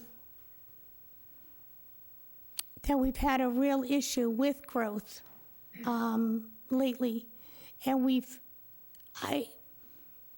had a lot of good positive growth, starting with the Wareham crossing. It's gotten a little crazy. I'm sure people are very happy with it over there, or I think people are. I think it's been a bit much. But where my issue falls, and I have brought this up for a couple of years, I brought it up to where I thought would be the proper entities, but is the valuations of properties. If anyone owns a house here, you'll see that your taxes have gone up, despite that the tax rate has gone down over the past 4 years, quite a bit. Businesses will not and cannot say the same.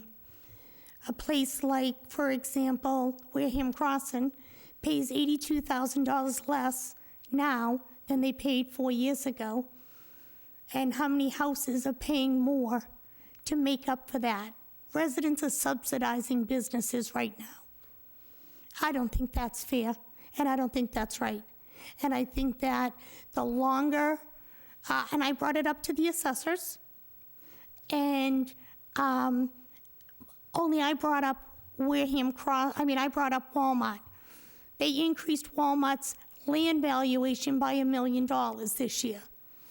Now, if I was Walmart, I'd want to know why my land was worth $1 million more than Wareham Crossings. You can't address things like this just willy-nilly to shut people up. So these are the issues. It's not a matter of whether we like growth, we don't like growth, where it should be. I think we have to treat people and businesses, we have to start looking at them and treating people respectfully, responsibly, and evenly.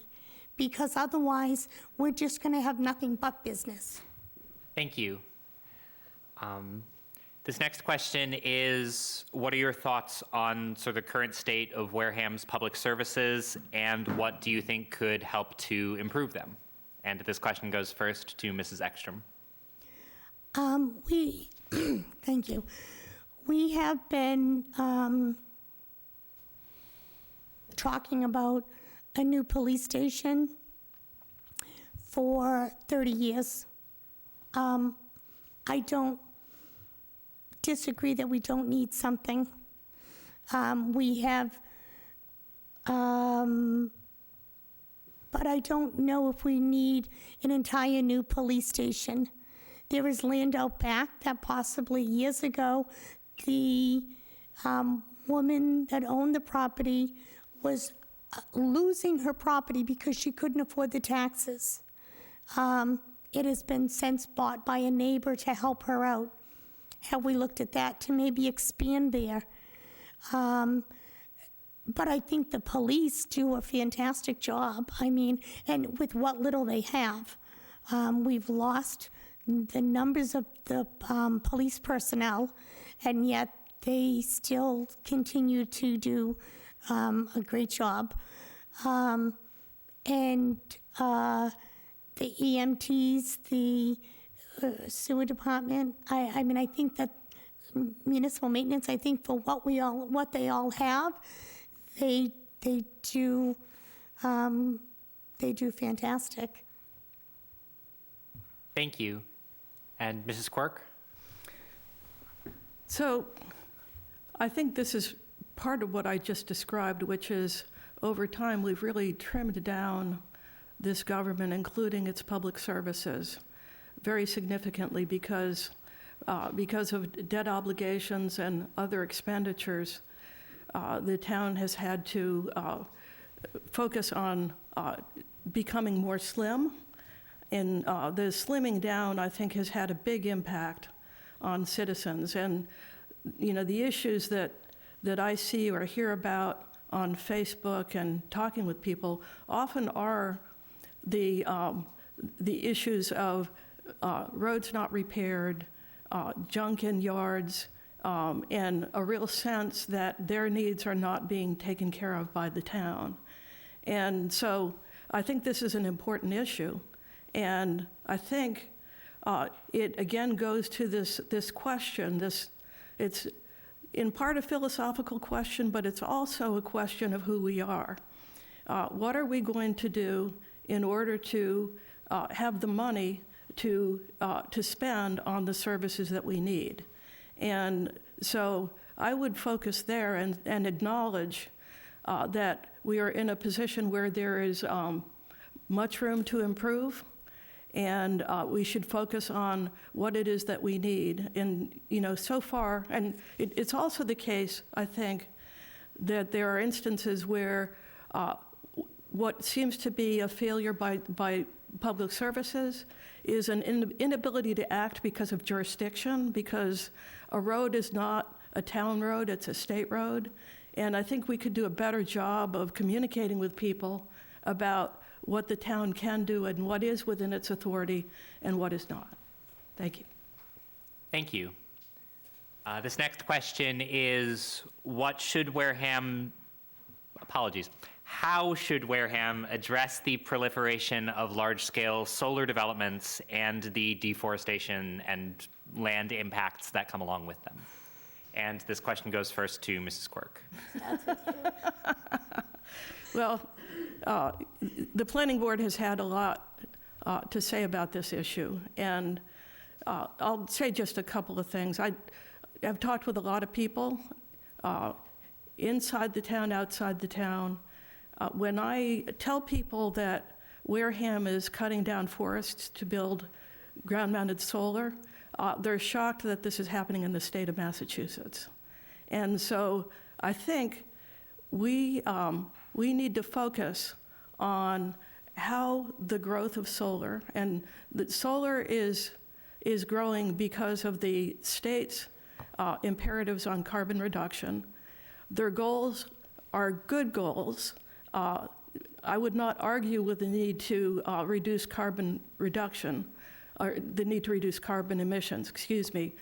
I would argue with cutting down trees to achieve these reductions, because in a way, it's like taking out of one pocket and putting it in another pocket. The loss of trees is a loss of carbon capture, and we should be very judicious about it and preserve the climate, preserve the health, safety, and welfare of the people of the town.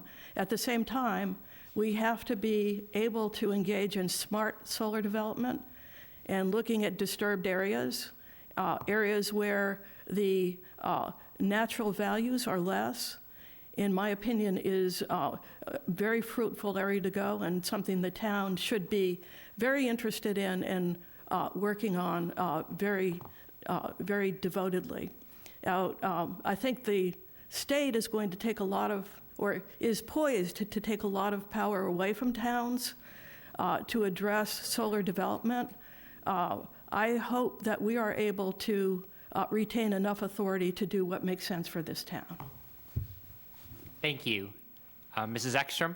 Thank you. I was just on a Zoom meeting with the state. I think you might have been on. There were a few of them that were discussing this exact thing. And I agree wholeheartedly with Ms. Quirk as far as the consequences of cutting down trees at the expense of solar. It's also interesting to note that if you look overhead at some of these solar developments, they are mysteriously in the shape of subdivisions. So maybe in 25 years or so, when the solar panels aren't as top peak use, they may end up becoming subdivisions. So that's something that we need to look at, and I know that your committee, those are the things that they are looking at, and the planning board is too. I also think, though, and I did bring this up, and I think someone else will be bringing this up later on. Ms. Quirk mentioned about the senior center.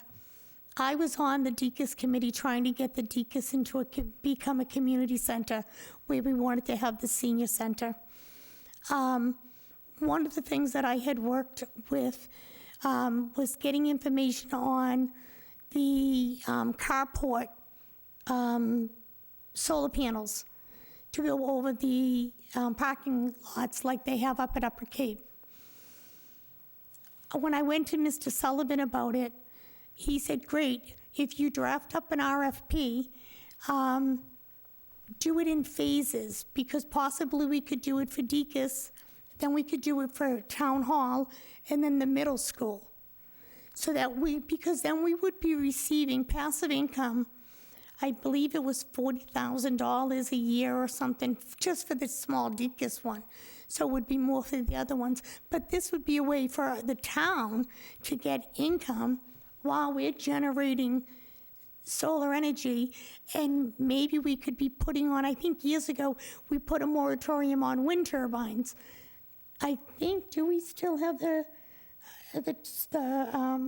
moratorium on? Am I permitted to? Yeah, I'm sorry.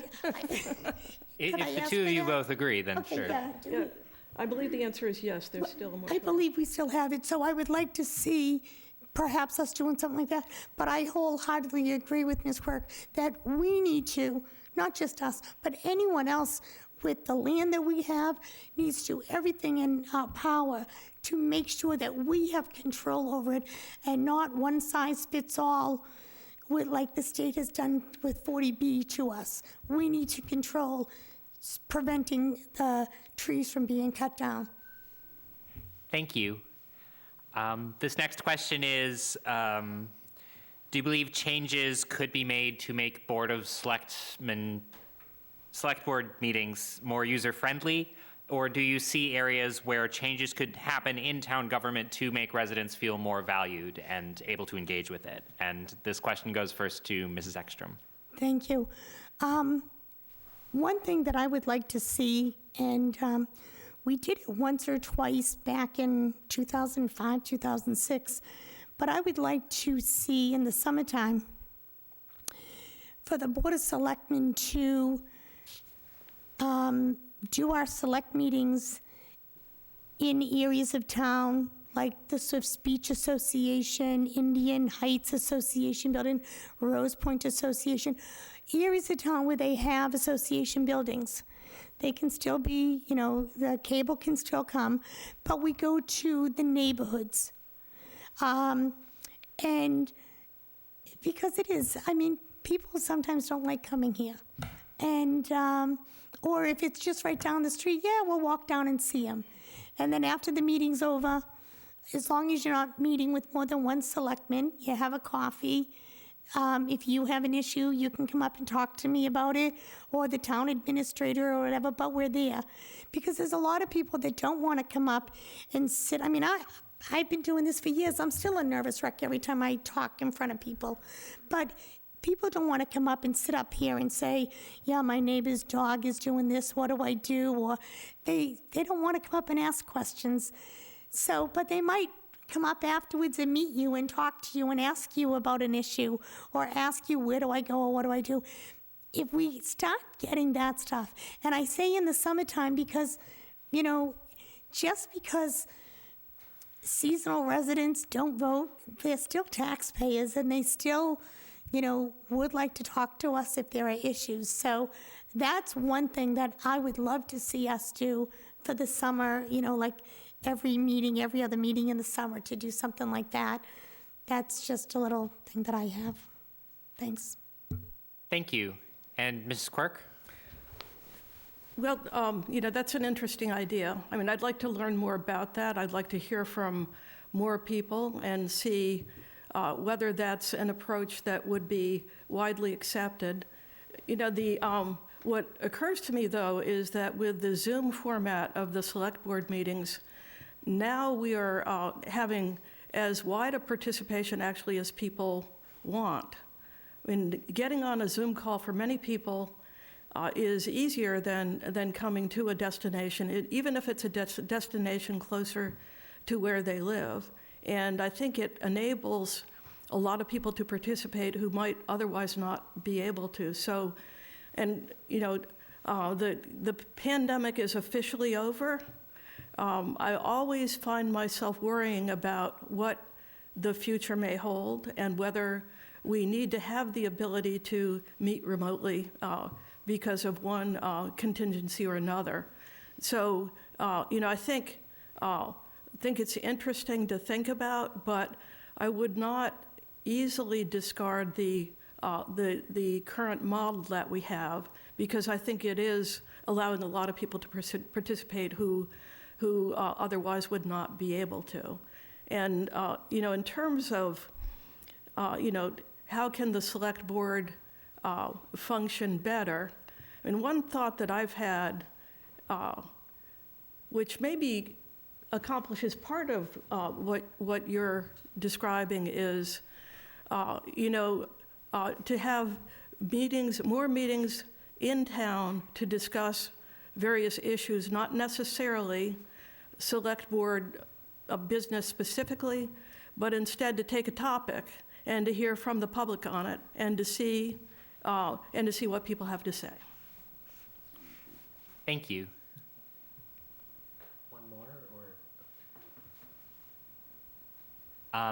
This next question is, how can Wareham support the need in the community for affordable housing?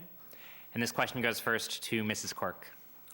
Well, I know that Wareham is doing a lot already to support the need for affordable housing. We have a number of developments going up, and we are, I think, viewed as an attractive site for affordable housing.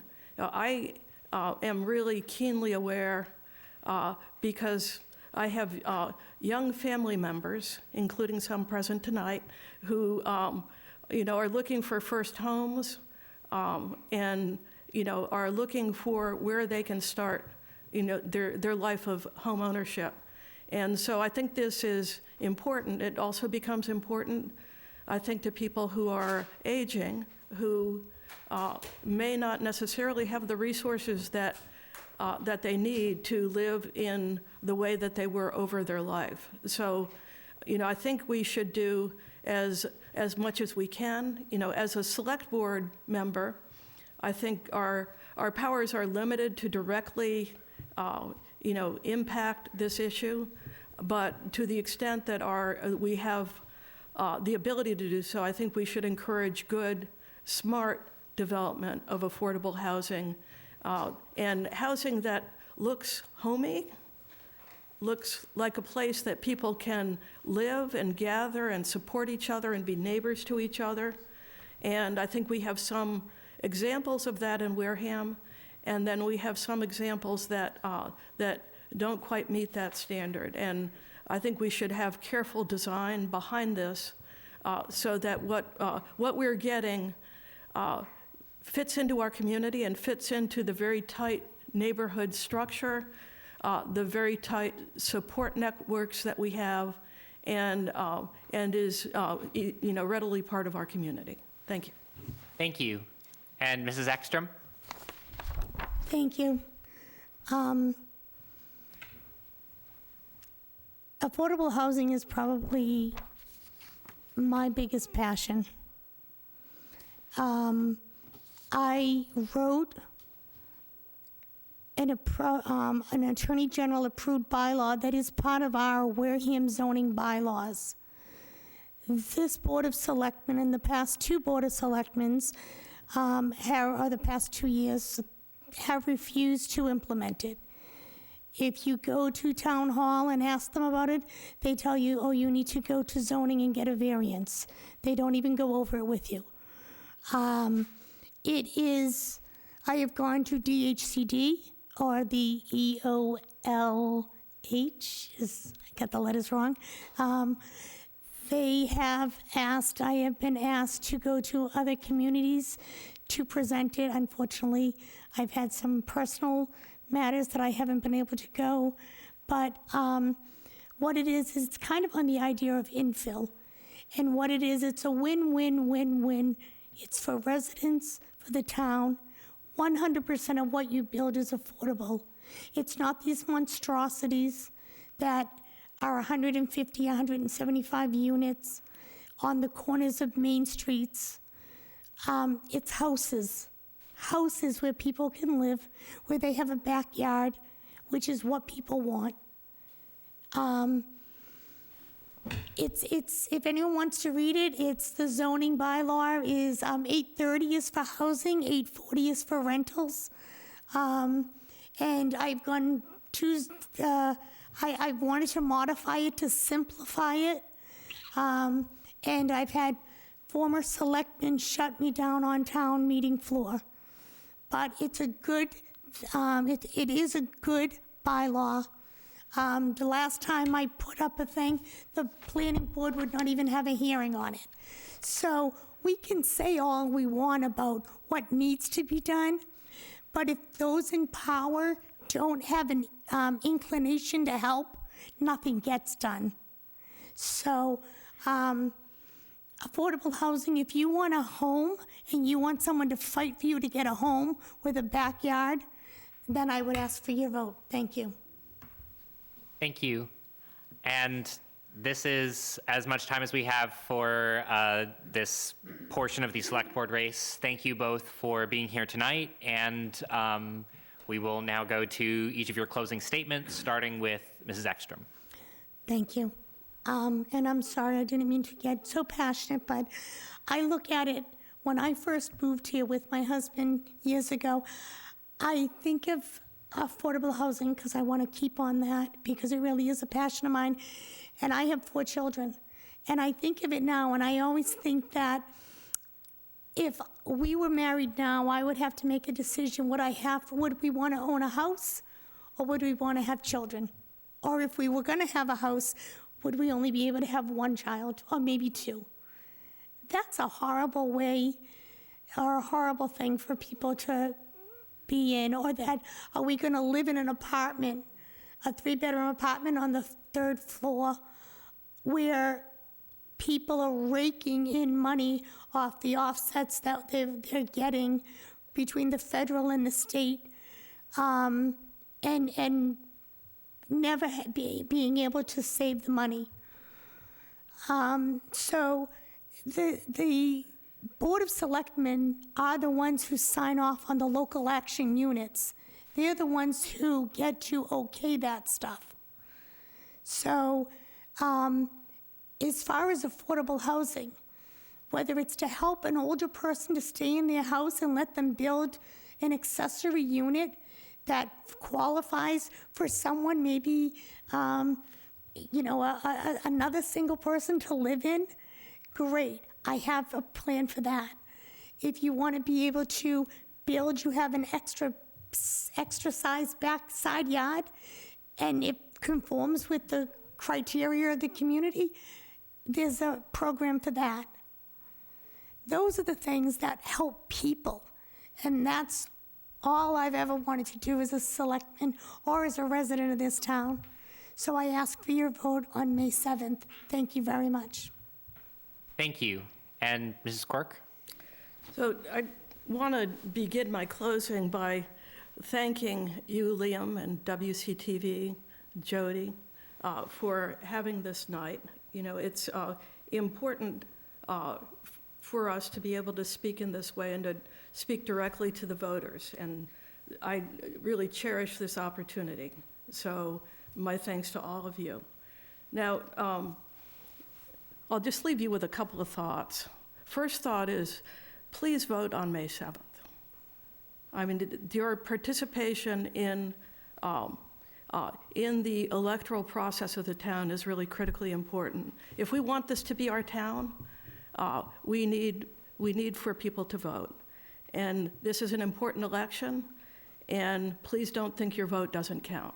Every vote counts. while you're there voting for various offices, please vote to ratify the charter. Now, this is a charter that was approved after thorough discussion at town meeting in 2021. It languished for a few years because of COVID, passed the legislature, then was signed by Governor Baker just before he left office. This is a ministerial step and should not be controversial. It's already been voted out of town meeting, and to ratify it should be not a heavy lift. And finally, I would just ask you to ask yourself, who do you want to lead the town? I'm happy to lead the town with the knowledge and the experience that I have, with the methods that I feel that have worked for me in the past, the approach. I promise never to be dramatic. I'm a very even-keeled person, very slow to anger, and very patient in trying to make my way through issues. So, and my promise is to lead by example and to use persuasion and to try to build consensus. To me, those are the building blocks of a good government. I know how to do this, and I would be very happy to do it if you elect me on May 7th. Thank you. Thank you. And again, thank you both for being here tonight. We will now take a brief intermission while we get ready for our last group of candidates. These will be another round for the Select Board 2-year term. Don't touch that dial, Wareham. We'll be right back. Thank you. Hello, Wareham. Thank you for staying with us through this candidates night. We are with our final group of candidates for the evening. 3 people running for 2 seats on the select board. These are my apologies. One 2-year term on the select board. I have gotten a little confused. There are 3 people up here tonight. There will be 4 on the ballot. Russ Kieran made it onto the ballot for select board, and this week has decided to withdraw from the race. This is late enough that his name will still appear on the ballot, to the best of my knowledge right now. But that is why he is not here tonight. He is withdrawing because he does not believe he'd be able to sort of spend the time required to do the role well. This is a quote of his from a statement he provided. Quote, "I hate to take on any kind of a job, project, or whatever and not be able to give it my all. So if I was to continue running, I would just be taking votes from good people who deserve the job, that have the time to spend helping the town, and that's not right." So just wanted to let y'all know that that was why he is not here tonight. So there are 3 candidates right now for this seat. The format will be the same as it has been. Each candidate will have 2 minutes for an opening statement. There will be a series of questions where each candidate has 2 minutes to answer the questions provided, and each candidate will be given 2 minutes for a closing statement. And we will start with an opening statement from Mr. Fredrickson. Good evening. Can everybody hear me? Yep. All right, terrific. Well, first of all, I want to quickly thank everybody at the Wareham Week and at WCTV for helping put this together tonight. I'm glad to be able to be here to talk directly to the people of Wareham. So tonight we're going to hear a lot about experience. So I want to start off by talking a little bit about my own experience. Over the past year, I've had the chance to work at Town Hall. I've worked with the Planning Department as well as for the Redevelopment Authority, as well as some work with Conservation and a number of other departments over there. It's a real privilege to be able to work alongside the people at Town Hall and actually do the business of the people of Wareham there. But before that, I helped to lead the way on the Deacon's Community Center project, working to use the Deacon School building, which has been closed for a couple years, to actually get our Council on Aging in there and to hopefully use that as a community center in the near future. That project is unfortunately stalled, but I'm proud to have been a part of that. And before that, even back in 2021, I stood with many of people here in Wareham in opposing the Notos Group casino project, which the town fortunately was able to shut down successfully. But I think I'm not here running because of my experience. The reason why I'm up here tonight is because of Wareham's future. I think the reason I'm running is because, yeah, there are some specific issues that I'm sure we'll get in here tonight, but at the end of the day, I think it's time for a new voice on the select board, time for a new perspective, someone who's ready to come in with new ideas and take a different approach to, I think, what we've seen in the past. That'll do it for me. Thank you. And Mrs. Corbett? Thank you. I'm running because I love this town, I love the people in this town, and I'd like to serve them.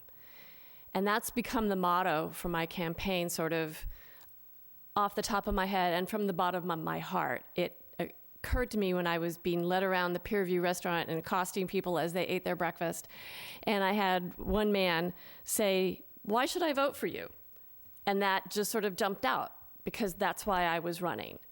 And the more I've thought about it, the more I felt like that really is the real reason. There really is nothing, deep and dark and difficult to understand about this. 30 years ago or so, I was hired to be the Wareham Courier reporter. I was living in Mattapoisett at the time, and I needed to find out what was this Wareham that I had been asked to cover. So I got on Route 6 and kind of just followed my nose until I got to Onset Harbor. And I'm a Navy brat, and I have lived and visited some of the most beautiful places on earth. And when I saw Onset Harbor, I fell in love, as we all have, with this incredible place that we live in. And as I covered this town, I got to know the people and the issues, and I got further in love with this place. I think that the people that I've come to know here and count them as my friends are some of the smartest, funniest, kindest, most generous, and most hardworking people I've ever met. And I would like to serve you. I moved to this town with my boys, and they've gone through the Wareham school system, which is an excellent school system, and they've had very successful lives as adults. And I serve on the Library Board of Trustees. I'm a friend of the library. I'm on the Library Gala Committee, so you can see my heart is with the library. And I'm a Wareham Land Trust volunteer. I've spent a lot of time volunteering at the Council on Aging. I was on the Wareham Fireworks Committee, and when my boys were in the school system, I was a volunteer with DECA, with Odyssey of the Mind. My husband and I did the Deacon's Haunted House. So I have been a volunteer in this community for many, many years, and I would like to serve in this capacity. Thank you. Thank you. And Mrs. Rose? Can you hear me? My name is Deneen Rose. I am a native of Wareham. I've been here for 57 years. One thing about Wareham is it's just not a town, it's a village. And I do a lot for the community here. I volunteered at the VFW for over 20 years, doing meals, helping out the veterans. Also on the Council on Aging, I do a Christmas dinner for seniors, vets, and those in need. And I started that out about 9 years ago. Someone came to me and asked if I could help the homeless. And I thought, and I was like, well, why can't you? Why are you asking me? And they said, because it looks like you have that passion, to help seniors, help vets, and those in need. So I did start that at the VFW in Onset, and for the past 2 years, I've been doing it here at the Council on Aging. And last year I did it. It was a good turnout. People didn't know too much about it. And this year when I did it, in 2023 when I did it, it got bigger. So I'm planning on doing that again in 2024, and hopefully it gets bigger. I work for the trial court of Commonwealth. I've been there for 25 years. I work with juveniles. And I did consider, being on the select board years ago, but at that time, it wasn't, best for me to do so because of my situation that I was dealing with. But I am here now. I'm here for the community. I'm here for the veterans. And I'm here to basically let everyone know that the town and the community are the people that need to speak, and we need to listen. Thank you.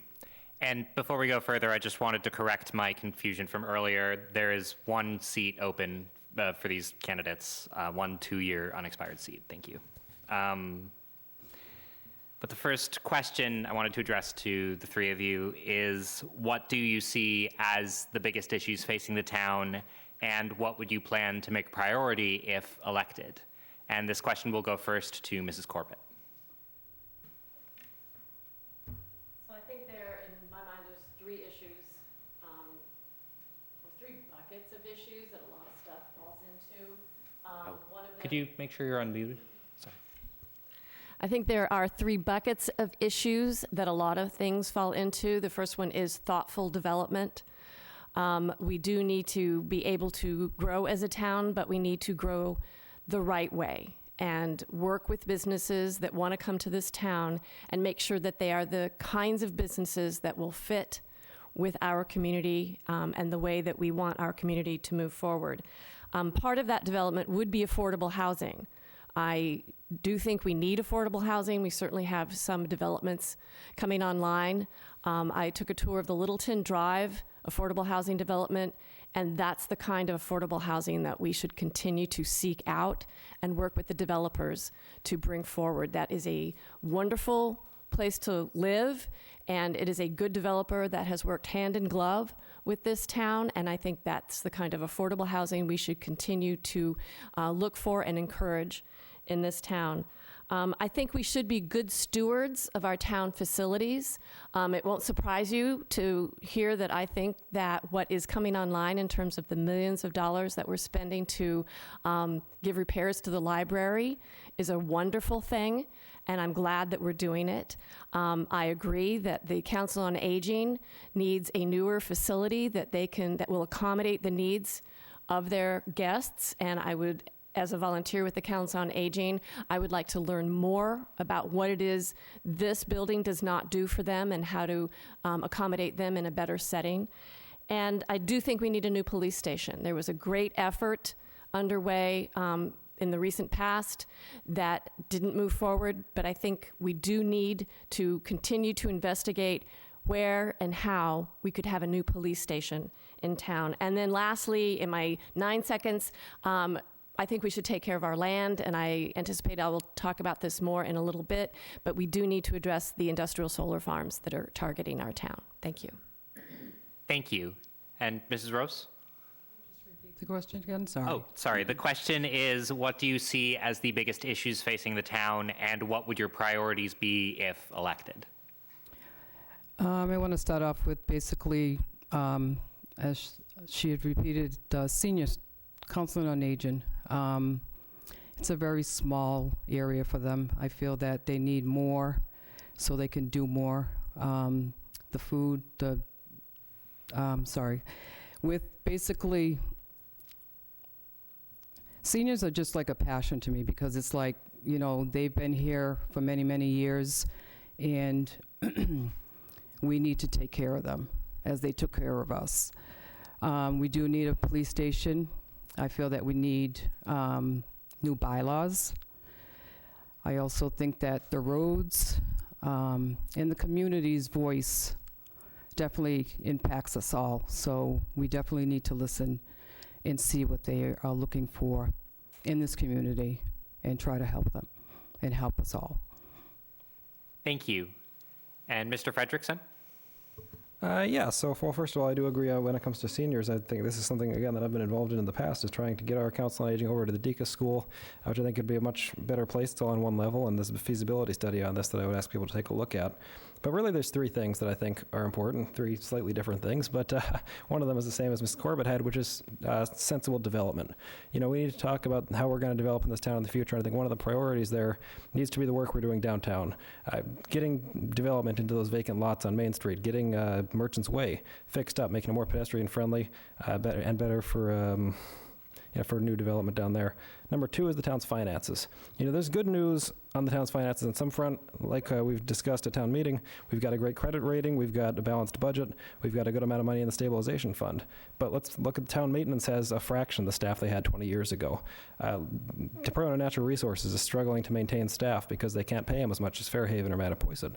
We just saw our school department, unfortunately, is losing significant amounts of funding, not losing, but rather they're unable to provide the same amount of services they were last year because we just don't have the money to do it. So we got to get the town's finances in control. And the third thing is public participation and involvement. You know, I think we saw at town meeting, about 100 people showed up for it? And at select board meetings, I think we need to make it easier for people to talk to their select board, to talk to members of the board directly, whether that's in public, one-on-one talking to people, or at meetings, changing the rules around public participation so that people can actually come in and talk about the issues that matter to them and that matter to the board, because that's going to actually allow them to really have a say in their government. And I think if we can encourage more public participation and more public involvement, then that absolutely needs to be a top priority for the select board. Thank you. The next question is, what are your thoughts on the current state of Wareham's public services, and what do you think the select board can do to help improve them? And this question goes first to Mrs. Rose. I feel that the select board could basically listen to everybody. I talk a lot about community because that's what we are. And we all are people that live in this community. We want change. We want to see different things, that we're not satisfied with a lot of stuff. And I feel that, you know, a lot of people come to the select meetings. Some do, some don't. But I always say maybe we should, you know, have like a community meeting somewhere, basically like at the Oaks Bluffs, or, you know, just to hear people. Let the people come up to us and just let us know what they want in this community, what they want to be changed. And I think that if I was on this board, I would want to hear a lot from the veterans, from the seniors, you know, from the community themselves. You know, I lived here and it's changed a lot. It's changed a real lot. Back in the day, we could just walk around and leave our doors open and wouldn't have to worry about anybody coming in or do anything like that. So it's like the businesses around here, there's a lot. Housing, I think seniors need the housing because there's a lot of times where seniors are in a position where, you know, they sell their house and they have nowhere to go. We need to have senior housings for those who, you know, are in the in-between, not just people who, you know, don't have any money that, you know, we're going to put them in this position. But we basically need to just focus on them and take care of them like they take care of us. Thank you. And Mr. Frederickson? Yeah, so I kind of touched on this in the opening statement a little bit, but I think it comes down to two other things I just mentioned before, which are going to be finances and participation. So again, starting when it comes to the town's finances, we have one of the lowest income tax, or property tax rates in all of southeastern Massachusetts, and I think that's a great thing. It gets more. It's good for promoting business, getting more people into town. But if we can't provide basic services, then something's not working right. So we need to try to find a way to enhance revenue without having to raise residential property taxes. So I think that needs to be a key priority. Because like I said, many of our town departments are having trouble maintaining staff because they just can't pay as much as other towns. Many of our departments just don't have as many people overall as they do in other towns, or as we did here in Wareham just 10, 20 years ago. And I think that's, so if we really want to talk about how we're going to improve services in this town, then we have to talk about how we're going to pay for that. And I think that needs to be a vital priority. And on top of that, public participation. you know, there are a lot of people in Wareham that have very valid concerns. They have things that need to be addressed. They say, this is something that's really important to me, but when they try to bring that to the select board, I think they have a hard time doing that. And they try to bring it to anybody at town hall. I think a lot of people are intimidated by, by some of these meetings and to going at town hall. And I don't think it's improved by the current board's rules on public comment that make it more difficult than it should be for people to come in and express what they think and, the things that are important to them. So if we can encourage participation, encourage community outreach, and I liked Ms. Rose's idea too of having community meetings, just specifically with the purpose of speaking directly to the people of Wareham to hear what people have to say. I think that's going to be absolutely important if we really want to talk about improving services here in town. Thank you. And Mrs. Corbett? I think our town has become pretty good and has gotten into pretty good financial shape over the years. We were in not so great financial shape many, many years ago, and I think that we have climbed out of that hole and that we are now in pretty good financial shape. And I think we can start, instead of looking to save money continually in order to get our bond rating up. It's up really high now, and that's a really boring statistic, but it means that we have a very healthy financial picture in this town. And I think instead of looking to cut costs wherever we can, I think we can once again look to the future and look how to grow our town services to serve the people. I think our public servants that are providing those public services right now are doing an amazing job with much less than what they've had in the past. And I think it would be a good idea to start looking at the budget and looking to see how we can grow those public services and where we need to grow them in the future. Thank you. This next question is on the business side of the town. Is the town doing enough to attract business and to make it easy for businesses to operate in this town? And if not, what more could be done on that front? And we'll start with Mr. Frederickson. Yeah, so it seems lately the town has one strategy for getting new business into town, and that strategy is giving big tax incentives for any new business that wants to come into town. And don't get me wrong, the tax incentives work, and we've done that for a number of businesses, and I think that's fine. But if we really want to encourage new growth in Wareham, then we have to make Wareham a place that businesses want to invest, a place where businesses want to come. That means we need to do work to, like we discussed a minute ago, to improve services, to make sure that our schools are among the best in the area, so that families want to come to Wareham and then shop at those businesses. We need to make a, excuse me there, you know how it is. Anyway, but no, absolutely. If we really want to talk about bringing new business into town, then we need to talk about making this a place where businesses want to invest. And we also have to talk about what kind of development that is, and we have to do it in a smart way. So some of that is obviously development downtown. I think that needs to be a huge priority. And if we can get businesses to move in down there, then we absolutely should. And we need to do any kind of steps we can to encourage that. Thank you. And Mrs. Corbett? I think we do need to be very proactive in getting out there into the business community and selling ourselves, for want of a better word, to that community, and make sure that those businesses hear about what we can offer as a town. And I do think we need to look at our downtown area and make it vibrant. When I first encountered Wareham, I was just thrilled to see it was a thriving, old-fashioned Main Street. And I would like very much to see that again. I would very much like to see the Deacon's School utilized in a way that is completely appropriate, either a mix of community and businesses, because I know it's a big building with a lot of expenses, but I would like to see that explored more fully. And I think that we can really get out there and be good ambassadors for this town to the business community as a whole. Thank you. And Mrs. Rose? Like I said, I've been here for many, many years, and businesses have come a lot here. We started off with all Woods where Walmart is and all that area. Now you look at it and we have every type of store there is. And I feel that good businesses, people that are local and they have their own town businesses, I wouldn't want that to be taken away from them.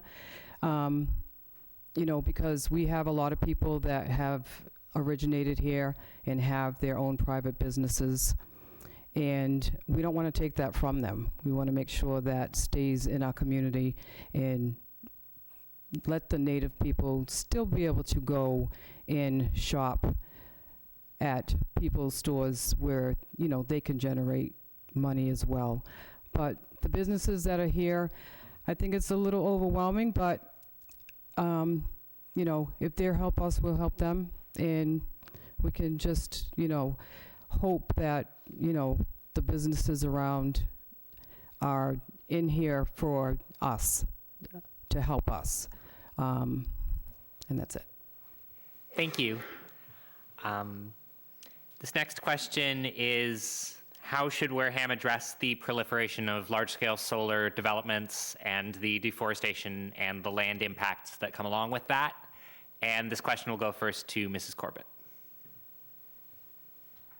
We should fight them. It's an uphill battle because it does go into the state and federal government really wants solar as a source of renewable energy. But as was discussed earlier, it's a conundrum if you want to have a source of green energy and you're cutting down things that are green, as in trees, acres and acres and acres of trees. In a very sensitive ecological environment, we have one of only 3 coastal pine barrens in the world, and companies are looking to cut it down, and that's wrong. And it's going to be a tough fight. And the town has to partner up with possibly other organizations. But as a member of the select board, I want to do whatever I can to fend off those large industrial solar arrays. I'm not talking about solar panels on a roof or some of the options that were talked about earlier, that they could be on town roofs of stores and on over parking lots, over cranberries, down power lines, places that aren't already endangered. And I think we really do need to fend those developers off as best we can. Thank you. And Mrs. Rose? With the solars, I will agree with Ms. Corbett. Basically, if you keep them on the roofs, cutting down trees, that affects our environment, that affects the wildlife. They have nowhere to go.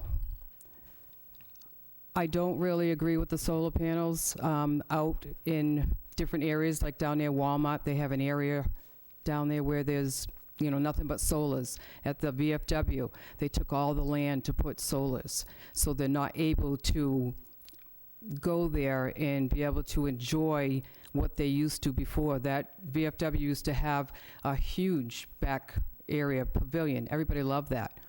Now you have solar panels in there, and there's not much room to grow. There's not much room for the kids to go there. The Pop Warner, Wareham Tigers, they used to go there and they used to practice. They can't do that anymore. You want to go there and you have an event and you have, a family reunion. You can't go out there and play baseball. You can't play softball because of the solar panels. So, again,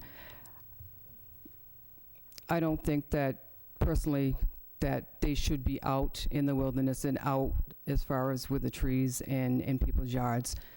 If you want to put them on roofs, that's fine. People have that choice to do that. But again, too, after the solar panels are there, you have a contract. Who owns them? Do you own them, or do they own them? Thank you. Thank you. And Mr. Frederickson? Well, I'm going to agree with my friends up here, and I'm going to have to say the same thing. Listen, I think solar on its own is renewable energy is important. We need to talk about how we're going to do solar, but we need to do it right. And cutting down trees to put in solar farms, if that's not an inherent contradiction, I don't know what is. We need to, so we should do what we can to support solar on rooftops, including of town buildings. I know there's been talk of trying to get solar on the roof of the library and the roof of Deacon's, but the work that's being done, or the huge amounts of forests that are being taken down to build massive solar farms out in the woods, it's hugely damaging to the environment. environment, and it does an enormous amount of damage, I think, to, like I said, to wildlife and to the environment in general. So one thing we need to do here in town is obviously we have to try and fight it wherever we can and prevent that, but we can't just do it here in Wareham. A lot of this comes down from the state. The reason why we're having so much trouble doing anything about these is because there are state laws in place that largely override the ability of communities to take any meaningful action when it comes to solar, these large solar developments. So I would hope to reach out to our state legislators and hopefully work together with them to see what we can do on that level as well to take this issue on from all angles as best as we can. Thank you. This next question is, how can Wareham support the affordable housing needs of its community? And this question goes first to Mrs. Rose. I'm really big on affordable housing because I think, well, I'm just going to give you a little scenario. There was a gentleman, he was a veteran, and I saw on Facebook how he needed some help, and nobody was really helping him. So, excuse me and a friend decided that we were going to see what type of help that he needs, and maybe we can assist in some way. So we went to his house, and when I walked in the house, I just was upset because it was just deplorable situation. There was black mold, there was water damage, there was all that, and he was living there. And I asked him, like, is there anybody helping you? Is there anybody? And he didn't have any help. So I reached out to the Food for Vets just to see if in fact they can give me some insight on how I can help this man have housing. And what they told me is just basically, he might have to sell his house. So, in fact, he did sell his house, but then when he sold his house, he had no place to go. So he stays with a neighbor. He can't afford to buy another house, and he makes too much to get into housing. So affordable housing should be focused on those who, we have a lot of seniors that they'll sell the house and they have money in the bank, but yet they can't get into affordable housing. And I don't find that, very sufficient that they're not able to have housing because they need a place to live. Thank you. Thank you. And Mr. Frederickson? Yeah, I agree. Affordable housing needs to be a major priority here in town, as it is everywhere in Massachusetts. It's becoming more and more difficult for people to live in Massachusetts, find places to live that they can afford. And I think Wareham needs to do our part to do that. I'm pleased with some of the projects that are happening out on Littleton Drive and elsewhere. I think they're a step in the right direction. There have been some issues with those projects that I hope have been taken care of, and I hope to continue to, make sure that they're taken care of. But that alone isn't going to solve the problem. We need to to look at new ways that we can encourage affordable housing development, rather just affordable development more broadly here in town, as well as, again, this is another area where we should be able to work with our state legislators and with folks on the state level, because a lot of the laws around affordable housing come down from the state through 40B and you name it. So if we can work together with our state legislature or our state legislators to develop a real strategy for how we can support affordable housing here in Wareham, I think that is got to be a big priority for us. Thank you. And Mrs. Corbett? I definitely think affordable housing should be a top priority for this town. As others have said, I have my children looking for affordable places that they can live and enter into that phase of their life. And it's really, really hard in this state. And I think, as we've talked about earlier, we have some very good projects that have come into this town. And I think we need to be proactive in seeking out affordable housing developers who will work with the town to make a project that will fit into this community and provide what our citizens need. And it feels like we're making progress, and I think we just need to move forward along those same lines to increase the affordable housing in this community. Thank you. Thank you. And I'm sorry, have I already asked you this question? Yes. All right. We're getting towards the end of the evening, folks. And to that end, I believe we are out of time for the discussion for this race. Thank you all again very much for coming here tonight and for talking about your positions. And we will start our closing statements with Mr. Frederickson. Sure. So, first of all, once again, thank you to everybody involved in putting this together, and I'm glad to have everybody here tonight, and I look forward to hopefully speaking to any folks in the audience who wish to speak afterwards. I'd be more than happy to talk with you about any questions that we didn't get answered yet. But look, when I was talking at the beginning about experience, I think what I left out is the most important experience of all, which is that I've lived here in Wareham for 22 years, which is almost my entire life. I'm proud to call this my home. I love this town enormously, and I'm hoping to have this chance to work on behalf of the people of Wareham and really work together with the people of Wareham on the issues that matter to our community. Now, I haven't given, I'll be the first to admit I haven't given the most polished answers up here tonight, but at the end of the day, I'm a pragmatist, and I believe in solving problems, applying common sense solutions to the matters facing our town, and using, trying to build consensus and work together with other people to get things done for the people of Wareham. I guess that's about it for me, but again, thank you everybody here for coming out, and don't forget on May 7th, I ask for your vote. Thank you. And Mrs. Corbett, your closing statement? I've learned over the course of my career, I am a creative problem solver.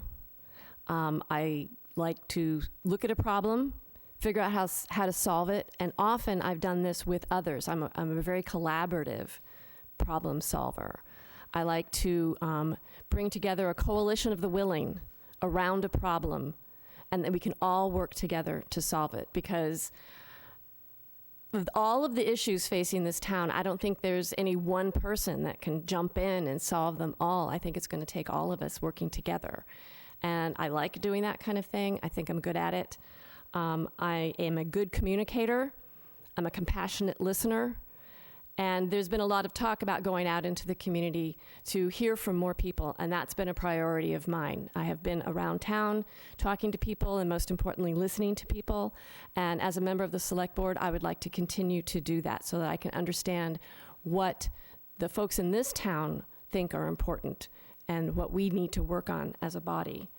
So I ask for your vote on May 7th. Please do vote.